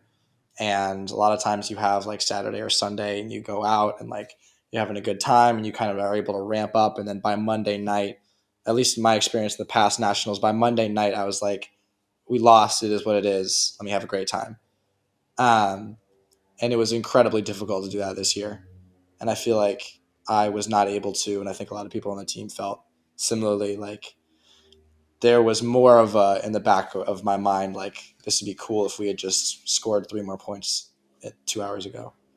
Like this is great, but and there was one moment where I felt like I had gotten all that out, and then Nutt walked into our hotel room with that thing.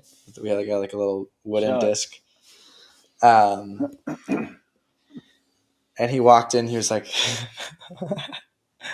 I feel like you guys should have this. Figure out what to do with it, and we're gonna put it in a birdhouse. We're gonna figure out what to do with it." And Ryan kind of grabbed it, and then I grabbed it, and we were kind of giving it back and forth, and we were like figuring out. And then I put it down, and I was just kind of staring at it, and then I just like fell to the ground and put my hand in my shirt, and then I got up, and me and Ryan just like hugged each other and started sobbing, just like uncontrollably. And Max was sitting a little awkwardly in the background, kind of watching. But that's how it felt. It felt like it feels more devastating than the other years were like sad, but this feels really like devastating.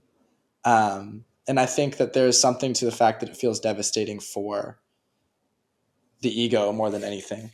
Like Ryan said, it was a legacy game, and I've put so much of my time being on Bird, like caring about the teams in 2004 and 2014, and being in the gym, like thinking about those guys and thinking about the possibilities for us, and then thinking about like there's a banner in our rec center that has all the club sports championships, and it says 2004, 2014. And for years, I've just been thinking about like, what if there's a number on there that's ours? And what if there's guys in 20 years who are thinking about this team? And what if like when I have kids and they play Frisbee, if they play Frisbee, and they get to look back and I go, oh yeah, I was a champ. I won in college. Like they got to be like, yeah, my dad played, and he got close one time. So I think a lot of my devastation comes, like I think I'm really, really proud of the tangible effort that we put in, and having a medal that proves like I left the team in a good spot, and really proud of that we had a solid season where it feels like we did everything that we needed to do to win a championship, and we cared, and no one slacked, and we all did it the right way. Like I'm really proud of that. But I think that the point that is difficult is all the ego stuff. It's all the like there's just something that we put a lot of context to a championship, and I haven't gotten it. I'm not going to get it. And I don't know if that's going to sit with me for a while or if I'm going to get over it. But right now that's definitely what's sitting with me. And I think a lot of the messages that we got from alumni, at least that I got from alumni, were like, you made an impact on the team and you left a legacy. Like everything that everyone said to me was like, even though you didn't get the bow, the things that you did for this team are still here, and people care about them, and they'll make an impact. Which I think which was really cool and important for me. And like guys like Walt Johnson and Calvin Stoughton and Danny Landisman and Atkin and like all these guys reached out to me and said a lot of the same messaging, which is like, I love you and you've done great things. And I think it falls really in line with what was nice to hear, but also with what was like, clearly we all are aware that what we care about in the championship is the legacy of it. And in that, it's that we care about the program. It's that we care about leaving something for this program that we care so much about. And I think I find some solace in that, being like, I know that the only reason I care so much about legacy is because I want to be stamped on this thing that is at this moment one of the most important things in the world to me, to be like stamped in the history of Mamabird, to be like this program that I love so much it's clear that I was a part of it and I did something to forward it, which makes it a little bit easier to swallow, to think like, I contributed for years and we made some semifinals. Like I played in 3 semifinals and a final in my 5 years, which is pretty cool. Yeah. We're not all going to win 3 championships or 4 like Dameron did. But like I said at the beginning of our UNC game, like I wouldn't give up. I wouldn't trade winning 3 times for not being on this team. 100%. I wouldn't even think about it. If you like, if I had 2 alternate paths and I got to live out both, and they're like, you got to win 3 times, but you didn't get to be on Mamabird, I'd be like, I'm never fucking doing that. It's an odd thing. I will tell you, I'm not the same as everybody, but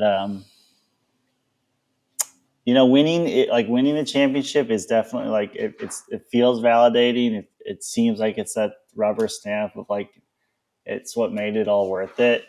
But I think it's like just hearing you guys talk. I know you know that you did everything you could. Like you did die, sort of like you died for this team. In a lot of ways, that is the whole point. Like I hope you can realize just how awesome of a run this was and how lucky you are to have each other and to like have these great coaches on screen here. Like it's you might not have the banner, but this was a special year. So you're an alumni now, Levi. I am an alumni. You cue me up? Yeah. Can you talk? Let's talk about the impact of alumni. And I've connected with a ton of alumni, and it was really important to me I started an alumni event that people all come to, and to reach out to older guys that have been on the team before. It like felt really important to me. And it always, since I was on the team at the beginning, it always felt like I felt really significant for being privileged enough to be a part of this historic program that people clearly care about. So I've met guys from the very beginning to recently, guys like shout out Tip, who I've become pretty close friends with. And then guys like Pavel and a bunch of guys in the 2004 team and the 2014 team. And I think hopefully that continues. I think I've been really lucky. I played on Love Tractor with some guys like Beef and Chewy who were on Bird. And I think that one of the cool things about Frisbee is how consistently you're going to find good people, and how like you can walk into any Frisbee community in the whole country and you're going to be like, I'm so confident that I'm going to find a good person who I know that I can connect with. Plows on the TV again. Speaking of alumni, this one's way more awkward than the first one. And so the Pavel made that the association, like a Mamabird alumni association, where you can donate to, and where you can, as an alumni, like not just reach out to the players and be like, do you want to reference, or like, I really support you guys, which has been great to hear from dudes in the Discord. But you're making an endowment where we can give money and really like support players financially and be actively involved. And so there's a donor who's going to match up to $8,000, and we're going to announce that soon and do a whole thing about it. But we have a donor coming in. That's big. 8,000. They're going to match $8,000. So hopefully we get 16 grand into this brand new endowment. Having an alumni network is spectacular. The fact that this Frisbee team has been around for 30 years, that there are people who have cared about the team in the same way that we have for 30 years, and they come back and like are on the sidelines still caring in pretty much similar ways, and that you can feel the roots of like the way that the culture grows, and that guys from 2001 have a very similar mindset and outlook on the way that they approach being a bird as we do. And we like, it manifests a little bit differently, and as different things become new norms, like there's different ways that we approach interacting with each other. But it's cool to feel continuity, and it's cool to feel how people behave the same, and how much like the program is not just a bunch of different people. It's like a real solid program. It's an entity. Nanda or Shigs, do either of you have any alumni that you've been particularly impacted by? I don't know if I could find anyone particular, and I definitely don't have the depth of experience as Levi, but I mean, I've been fortunate enough to be surrounded by the people on, Bravo and Summit at least, and people who've graduated recently, and all those people are constantly supportive, and they want you to succeed in multiple dimensions of your life, not just Frisbee. And that's just been great. You know, I feel support as a player, as a person, as a friend. And all those things mean a lot to me. Yeah, I'll shout out Juice just because I look up to him a little bit in terms of like the impact he's had on Bird. Mostly, I mean, culturally, but also like from a design standpoint. Do you know Juice? Yeah, I mean, he's done like a bunch of really cool design stuff for Bird, and that's a part of my identity that I enjoy, and I enjoy like creating an identity for Bird. So I guess I look up to Juice in that way. And then Buck, which like is someone who I played with, who's technically an alumni, who is just super inspiring to me in like the way that he gets the best out of people and his dedication to Mamabird and the sport of frisbee, and just the way that he like looks at the game. Yeah. I admire. And yeah, he's a big inspiration for He's a me. brilliant mind. Yeah. And a great leader. Yeah. Levi, you mentioned Tip, and that makes me happy too, because it is really cool to hear about players from generations ago reconnecting with the team, and Tip played, I think, from 04 to 07 ish, around then. And what I love about it is, like you were talking about legacy, and you never know how you might impact someone that's going to be part of this program in 20 years. And then you are a leader on this team, and I feel a lot of what Tip is about in this iteration of Mamabird, and I think it's in large part because of guys like you, Levi, who have imparted that, have like learned lessons maybe from someone like Tip. So anyway, it just makes me proud. We've been recording this podcast for about 2.5 years now. It's been a labor of love, but resources are limited. So if you want to help out, visit our Ko-fi page and support by donating, and we'll send you a sticker. Or come say hi to us at London Invite, and we'll give you a sticker for free. We'll also be bringing our few remaining t-shirts for purchase, and you can also support Pod Practice by visiting the Be Ultimate Pod Practice store. What message do you guys have right now in this moment, fresh off the loss, for future, like next year's Mamabird team, like as they either embark on their journey in the fall or as they like start ramping up for nationals? Like, what would you guys put in the time capsule? Yeah, that's a good one. I'm getting laid out, dude. Don't put that in the caption.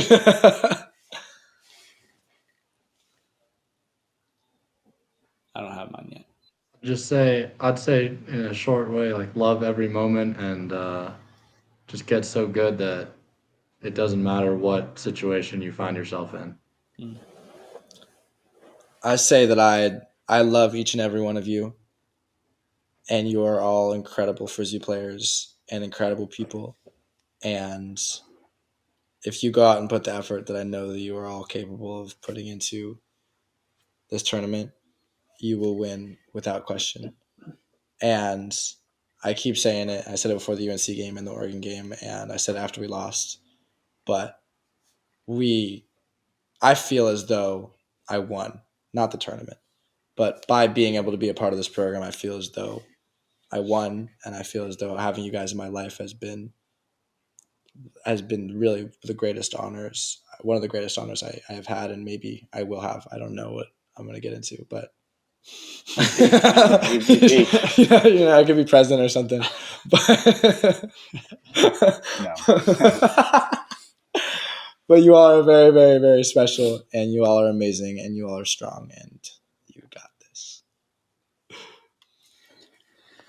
I'll probably just say, like, conversely, like, we're not shit and we haven't done shit yet. So let's go work hard and earn something for ourselves. Because, yeah, I don't know. I guess, yeah, like at the big, like what we were saying, like I want us to like work hard and earn the right to be the best. Because if it's easy, like, it's not fulfilling. So let's get ready to work hard. Mamabird 2026. Let's get ready to work hard to be the best. And like Nanda was saying, we're not leaving anything up to chance. And we're earning that. Yeah, go get one for yourselves and for Levi. You're Yeah, I get it. I'll give one too. Just like you guys said, it's fleeting. Right? Levi's gone now. Don't take any moment for granted. It's a special time. Go Bird. Go Bird. Let's go Buffs. Let's go Buffs. Go Buffs.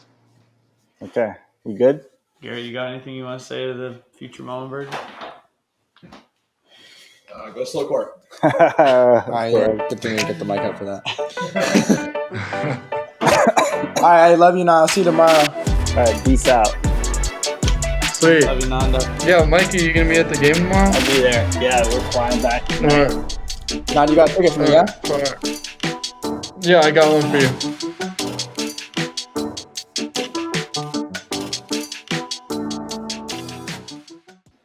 Hi, Tip. Hello. Thanks for joining us. Do you have thoughts from the weekend or things that or questions or things you want to talk about? Regarding Mamabird, I have a lot. Like, I knew it. I have so much. It's like 20 years worth of thoughts and experiences, and seeing how Mamabird has progressed so differently through different generations with different coaches and different culture, yet somehow there are like common threads and themes that seem to like they're almost it's like and it's like hereditary, intrinsic to us. I don't know. I think about it a lot in terms of like my personal experience and the way I felt like in my generation we played with fear. It was basically there were the guys that were angry and then the guys that were afraid of the angry guys. And Talk about when you. So when did you play, Tip? so I was from years 04 to 08, and it was with some heavy hitters, some big players. I was such a like fragile little freshman though, that this is my understanding is that I didn't make the A team in 04, the year that they won, because I was like too afraid I didn't have enough of like an ego to be on the team is kind of what it felt like, but it was never really clearly communicated to me. It was only when they won and Coach Cat, I was there filming them on the sideline, and Coach Cat yelled and screamed at me kindly. He was like, do you see what you could have?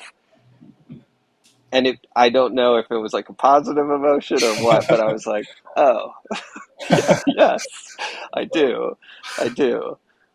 And I mean, even this is like also complicated because I love those guys and I had an incredible time with them.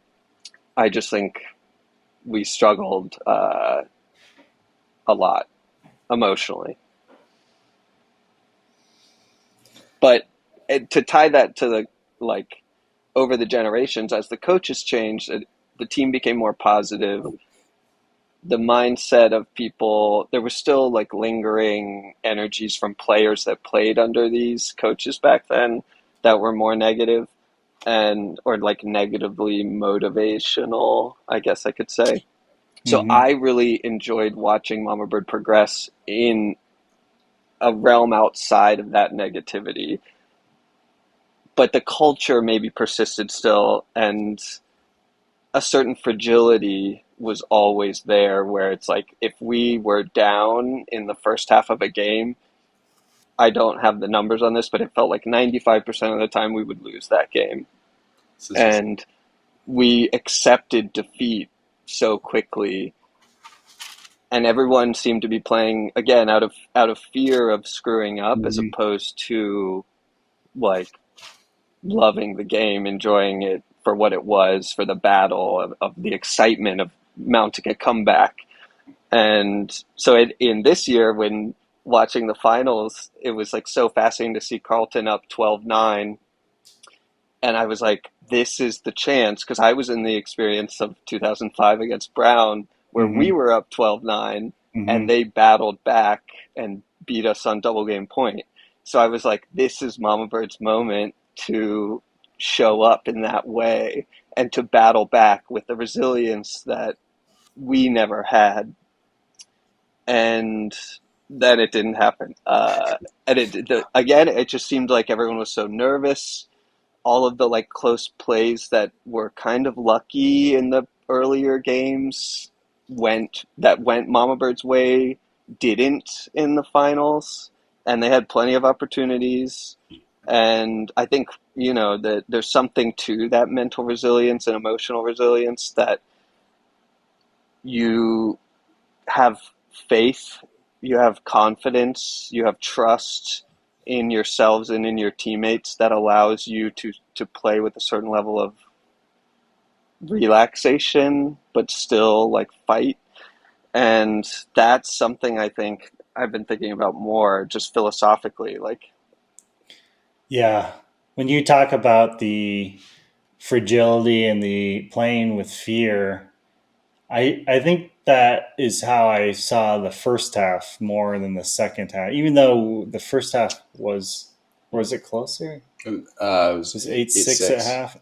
Yeah, and it was close. Like it was 3-2 with that terrible travel call that Carleton made that Observer upheld for some reason, which I vehemently disagreed with. But the battle was there, and there were like the 7 break chances or 8 break chances or whatever. I think that was all in the first half. Yeah, and it felt like we had throughout the tournament. We had that fight and that love and that trust you're talking about. Like the quarterfinal, it never felt like we were scared. Me individually, perhaps, but as a team, I don't know. I think we gave ourselves a lot of time to overthink the final and to overthink legacy. And you're thinking about Tip, you'd enjoy this. We were talking about it in the last iteration when we were in Seattle about how I'm a lot of the reasons I'm sad we lost this are all the ego stuff. It's all the I don't get to have this legacy and people are going to think of me differently, or we don't get to win, and we don't blah blah blah blah blah. Like I could have called myself a champion. Right. Yeah. Totally. It felt good. It would have felt super good. But the value of the season is still there, and I don't know if it's tough to keep that in your heart in a big moment like a final, when it feels like everything's on the line. Well, and that's when nerves come into play, and then how our performance is affected. And a final is something where it's like so close in your grasp. And I do think you guys were equipped in many regards to do it. And then but it's a really tough place. And that's where it's almost like, what is the motivation of sport? What is causing us to compete in this way, to perform? Like, how do we perform at our best? And even you mentioning in quarters how you weren't afraid reminds me that like I was afraid. And so I'm projecting that fear onto a ton of other people and on our teammates. And that might not be the Mamabird experience that other people have. And I'd be curious, like, you not feeling afraid if others did, or vice versa. I think we can only speak for ourselves, and I'm very good at speaking for other people. But the philosophy of sport is something that I had to grapple with when we lost so many times in these moments. And I always handled the losses pretty well. Like I would be disappointed and then I would quickly move on because I just loved playing with my brothers and the time we had, and we really bonded so incredibly well. And like I got a tattoo of Mamabird to celebrate that, and it had nothing to do with the championship game. So I feel like the loss of like, yeah, it is so ego tied for so many of us intrinsically. Just, you know, we're asserting dominance. We're saying I'm better than you, and it feels good, you know, to be better than someone else. But then when we explore that, I think there's a lot of like philosophical and existential questions that arise that are fascinating. And the frisbee field is like a microcosm of life. And I think we pretend like it's a compartmentalized, like little zone where these things happen and we allow people to be the biggest assholes they want to be. And we're like, but they're nice off the field. But the reality is, if you're an asshole on the field, I think you're kind of an asshole in real life too. And I think there's something to work through outside of that. We're just And like allowing you to express it with less with less punishment. yeah, no repercussions, because we're like, well, it's okay. This is the space that allows it.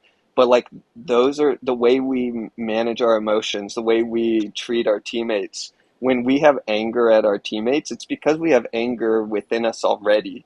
Like we are carrying that anger. And I would say it's a misdirected anger at the self that's easier to blame other people for. But again, that's my projection of emotions onto other people. So who knows? I'm applying for the Vipassana retreat in July, and they sent me this thing asking about my experiences with anxiety, and they're like, "This is going to be a really tough, 10-day intensive. Like, when you get anxiety, how are you going to deal with it?" And I was watching this thing. I was like, I don't know, and so I was trying to watch a lot of like videos about how to deal with it, and I found this Rinpoche, Mingyur Rinpoche, who was talking about how he used to have panic attacks and then is now a Rinpoche who does not have panic attacks, but using his anxiety as a gift. And like you're talking about how we kind of like relate to you and how anxiety or depression, I think it's cool to like reframe them as this is something that helps me feel empathy towards others, or this is a superpower that I get to overthink things so that when I figure out how to not overthink things, I will have thought about a lot of things. It's like a really poor way to say it, but no, I think that's beautiful. And there's something to like an empathy, like you are thinking about things so much that you can imagine other people's perspectives too, whereas I think some people get lost outside, or in their own thoughts and never can conceive of someone else. So yeah, I mean, I don't know, there's definitely, it's like being sensitive is such a stigmatized word, but I think it's like the ability to sense is a powerful thing. And on a team that's like a very, very chaotic chemical like equation of transference. So it's, a lot to consider, but I love observing it all. And you came at Pres Day and were able to observe the team a little bit. And yeah, which to be honest, it's like I didn't notice that big of a difference. Like certainly there was a mental component that you guys had more confidence, but like I don't know, when there were certain margins and like fortunate plays that happen that I'm like, oh, this could just have easily been a loss. And they're a dominant athletic group that, can do whatever they want. But that doesn't have anything to do with winning or losing. There could be a gust of air that just a disc goes where it wasn't intended, and that's a completely fluky, lucky play that changes the entire outcome of a game, and it has nothing to do with how hard the blade of grass tips things in our favor. Right, literally, yeah. And we try to ascribe so much control that I think isn't really there, and so then we feel it more personally, thinking like I failed, but it really is a confluence of variables that go one way or the other, and I don't know. Yeah, like they always talk about, it takes a lot of luck to win, and you were kind of alluding to this earlier, but Levi and I have had this conversation now 3 times today, but I wouldn't look at him differently if they had scored 3 more points. No. Like, you're the exact same person to me, and the team is still the exact same team to me. Yes. And I still don't really believe you, which is interesting. Well, and this is the thing. I wanted it for you so badly because I know how much it meant for you. But it's like I get it. My voice is like cracking. I get choked up about it because it means nothing. Like the victory is irrelevant to me. It's like that you've connected us is like beautiful. Right. Yeah.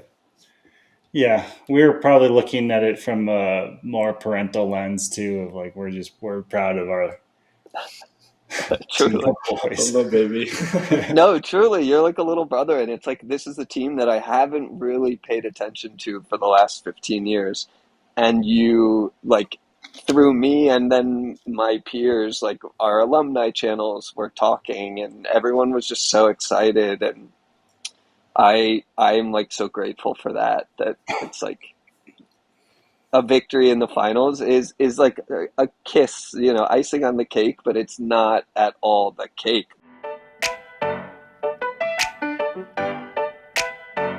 I feel like we didn't give enough individual shout outs to people. We spent a lot of time talking about kind of the idea of the team, but glossed over some individuals that I think were really fantastic this past weekend. So I have individual shout outs. The floor is yours. Yeah, I only have some, and there's just so many people on the team, and if I don't shout you out, I'm sorry, and you will get a shout out next year when you fucking ball out and we win nationals. So at least you have that.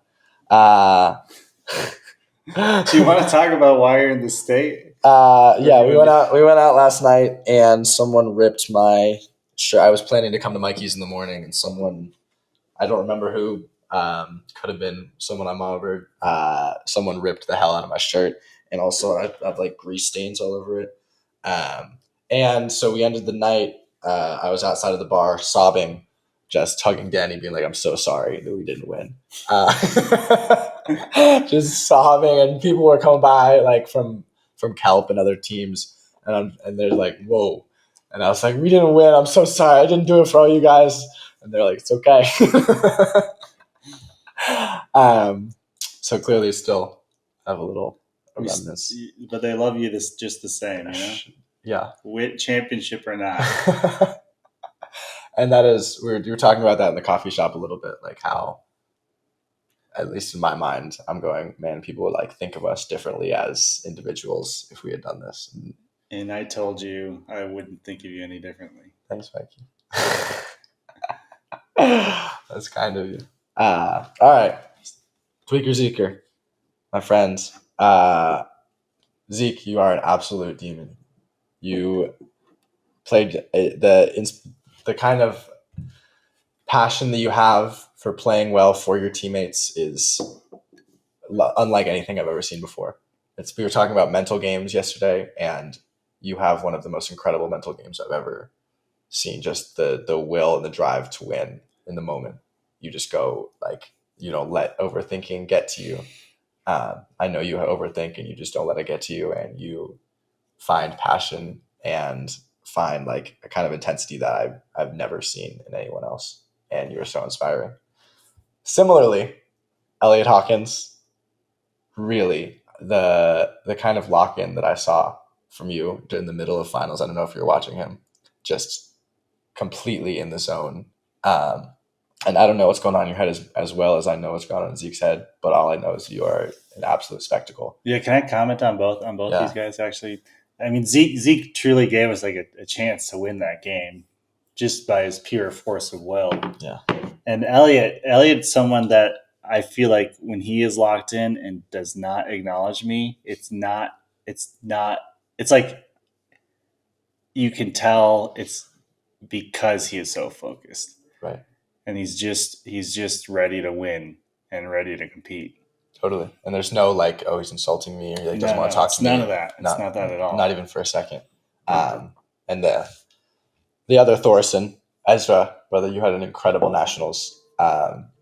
He's just balling out.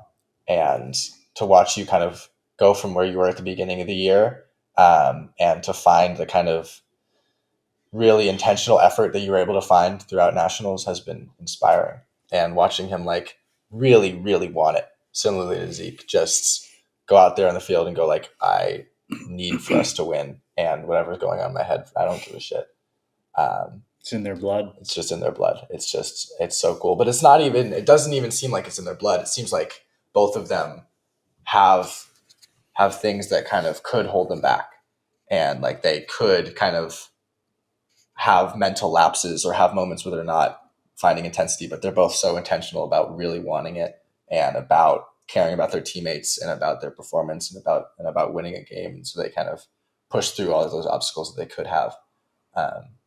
Like I think some people, like Elliot, feels more like it's in his blood, like he just has it, and Zeke and Ezra feel like they, like whatever might stop them, they're by pure force of will, they're just gonna Run through the wall. Run through the wall. Similar to that, Omar Semrin, brother, you are incredible. Watching him go through his journey is what I know you talked about it a little bit. Ryan talked about it a lot when he was talking about the catch video, but the journey that Omar has had throughout his time on Mamabird is like he had to take time off.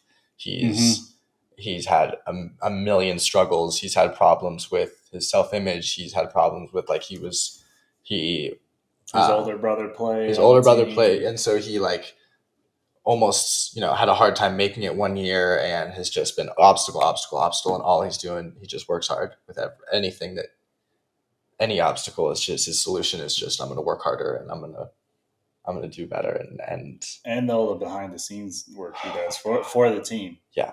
A lot of logistics and coordinating. He just saved the team. And like every time someone calls me, they're like, what do I do with this? I'm like, I don't know, but Omar knows.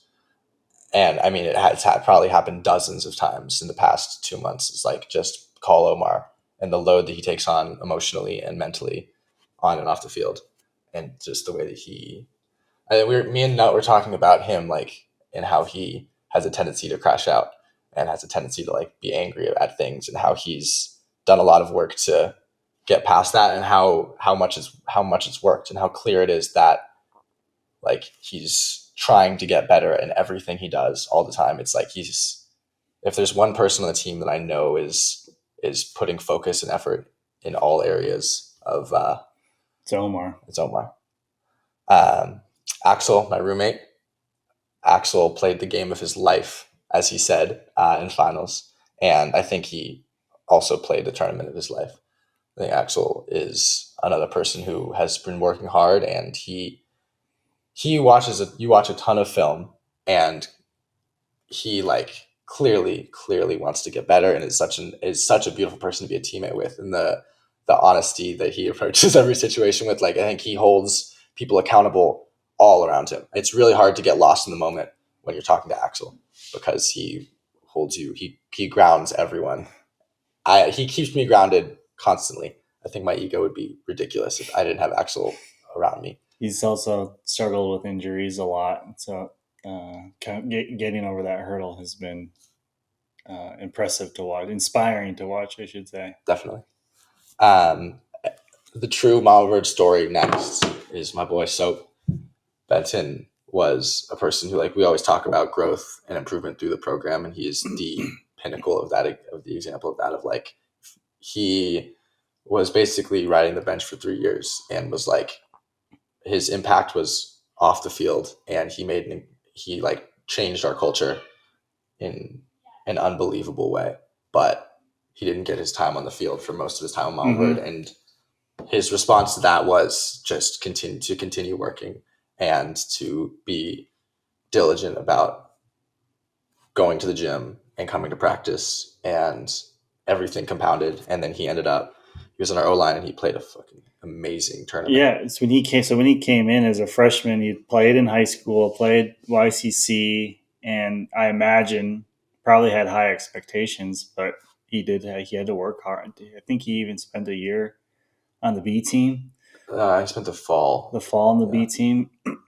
But but yeah, everything you said is true. Like the dedication really paid off, and watching from afar, I was like, how is Soap starting on the O line, and like he's staying out there for every important point. And then he was just a rock. Yeah, and especially in the final where we were having a tough time kind of getting things going the way we wanted to. Like he just stepped up, and I think he scored 2 or 3 points in the final and was just getting outlet passes all the time in a way that he hadn't been doing all tournament. But he just recognized that all of a sudden this is a moment where he needed to fill the gap. And in that it's really clear that like he could have been doing it the whole time, but he chose to play his role in an incredible way, which he continued to play his role. But I think that is really inspirational to have like a guy who will take a back seat with intention and then recognize and be really aware when he needs to step in and be in the moment and to take it and not have fear. And just I think I was talking to some guys in Cal Poly about like what happened after their final, and I was like, it seems like you guys kept a lot of the same pieces. And they're like, yeah, but we lost like club level role players and dudes who just are perfect for where they are and made our team so much better, kind of almost behind the scenes. And Soap is such a great example of that. Yeah. Tough loss for the program. Another guy next up, Max Van Sickle, who's a captain last year. He had tore his ACL, unfortunately. And just, I mean, he went to grad school to be on this team and to be a part of this journey with us. And he is like one of the best people I've ever met. He's so intelligent and so hardworking. And he came back from his ACL, like it's a fucking tough rehab. And he was always in the gym and always doing the PT he needed to do. And then, this nationals I don't think it was his favorite, but we had the Cal game where he hadn't really been playing very much. And then he kind of was like the star instantly. Same thing as Soap, where it's like he just stepped up right whenever given the opportunity. I think that is kind of the story of this team, is like 32 dudes who just step up when they're needed. Yeah. And like Max is poised. He's always ready. He's one of the few guys, and I think the only guy left on the team that I coached is a YCC player. I coached him on Cutthroat. That's so cool. He was a good leader back then too. Great leader. And I think he changed the way that Mamabird functions, as like after we lost pre-quarters, he took the reins as captain and like totally implemented things that brought us to finals without a question. Like the workout stuff that he did and all the mentality stuff that he's doing in the sports. Like he sowed the seeds for this nationals and was like really, really instrumental. So Max, I appreciate you. And then Nanda and Ryan, I really don't have enough to say. I don't think I can really encapsulate how much I appreciate those guys. I guess I could go individually, but like this, to be held in like, to be a captain with two dudes that make it easier for you to be a captain is crazy. Like I've never had a captain experience where the other captains were like, how can we make each other's lives as easy as possible? And just totally executed. And we did a lot of work at finding out our roles. And we were very intentional about talking to the coaches about what ways we all wanted to be impactful and what ways we wanted to be a part of the team. And Nanda and Ryan just carved out roles for themselves, and they were very selfless in picking roles that they felt like they stayed with their strengths really, really well. And I think it's easy as a captain to try to overreach, to be like, oh, I want to be doing everything. And I want to be like the guy that leads us and the guy that does this for us. And I don't think any three of us did that. I think we all stayed within where we were comfortable. And I think it worked out so, so well. Individually, Nanda is like so good at Frisbee. I mean, he's so strong, and he has a mind for it. Both of them, like I felt completely outclassed when we talk strategy. They'd be like, I think I'm seeing this. Like, all right. Awesome. I mean, it wasn't even the way that they both think about the game and think about like Nanda was working so hard. Ryan, I'm gonna get to you in a second. Nanda was working so hard. His body looks incredible. He's just huge and he's so strong. He's lean. He's lean and powerful, and he just jumps over people, and his throws are incredible. And he's like, his cutting timing is like, you're right, mind for the game. Like he just does a lot of things right. It's like Buck. Exactly. Buck is who comes to mind when I think of Nanda. Yeah, just does a lot of the right shit a lot of the time. But then Nanda also jumps over people and is getting insane layout Ds. Not to say that Buck won't soon this year. You never know. Well, Buck's like the best defender we know. Buck is incredible. Ryan is, I think, the hardest working person on this team that I've known. And he's like very willing to put himself out there to do shit that may look ridiculous in the gym, especially to like Ryan I think it's Claire Chastain said it was really vulnerable to try. And Ryan is just the pinnacle of like being vulnerable and not being embarrassed to really care. Like he's cried every year at our preseason meeting. Since he was a freshman. Like, were you there for that first one? No. The first time we had a meeting, we were like sewing our patches and we were kind of talking about, what it meant to us to sew our patches. And Ryan just goes, "Can I say something?" And it's like a little baby in the corner. I'm like, "Yeah, man, what's up?" And he goes, "I'm just so grateful to be part of this." And he started sobbing. We were like, "This kid is going to be amazing."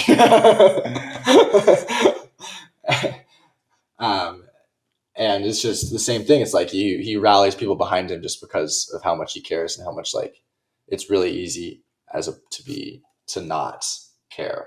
And it's really easy to be like, "Oh, we just want to win and we don't want to do what it takes." And then to have Ryan be front and center, putting in all the work, and it's almost like it's embarrassing then to not put in the work and to not care because this person, like your leader, is the most caring and hardworking person you have. Yeah.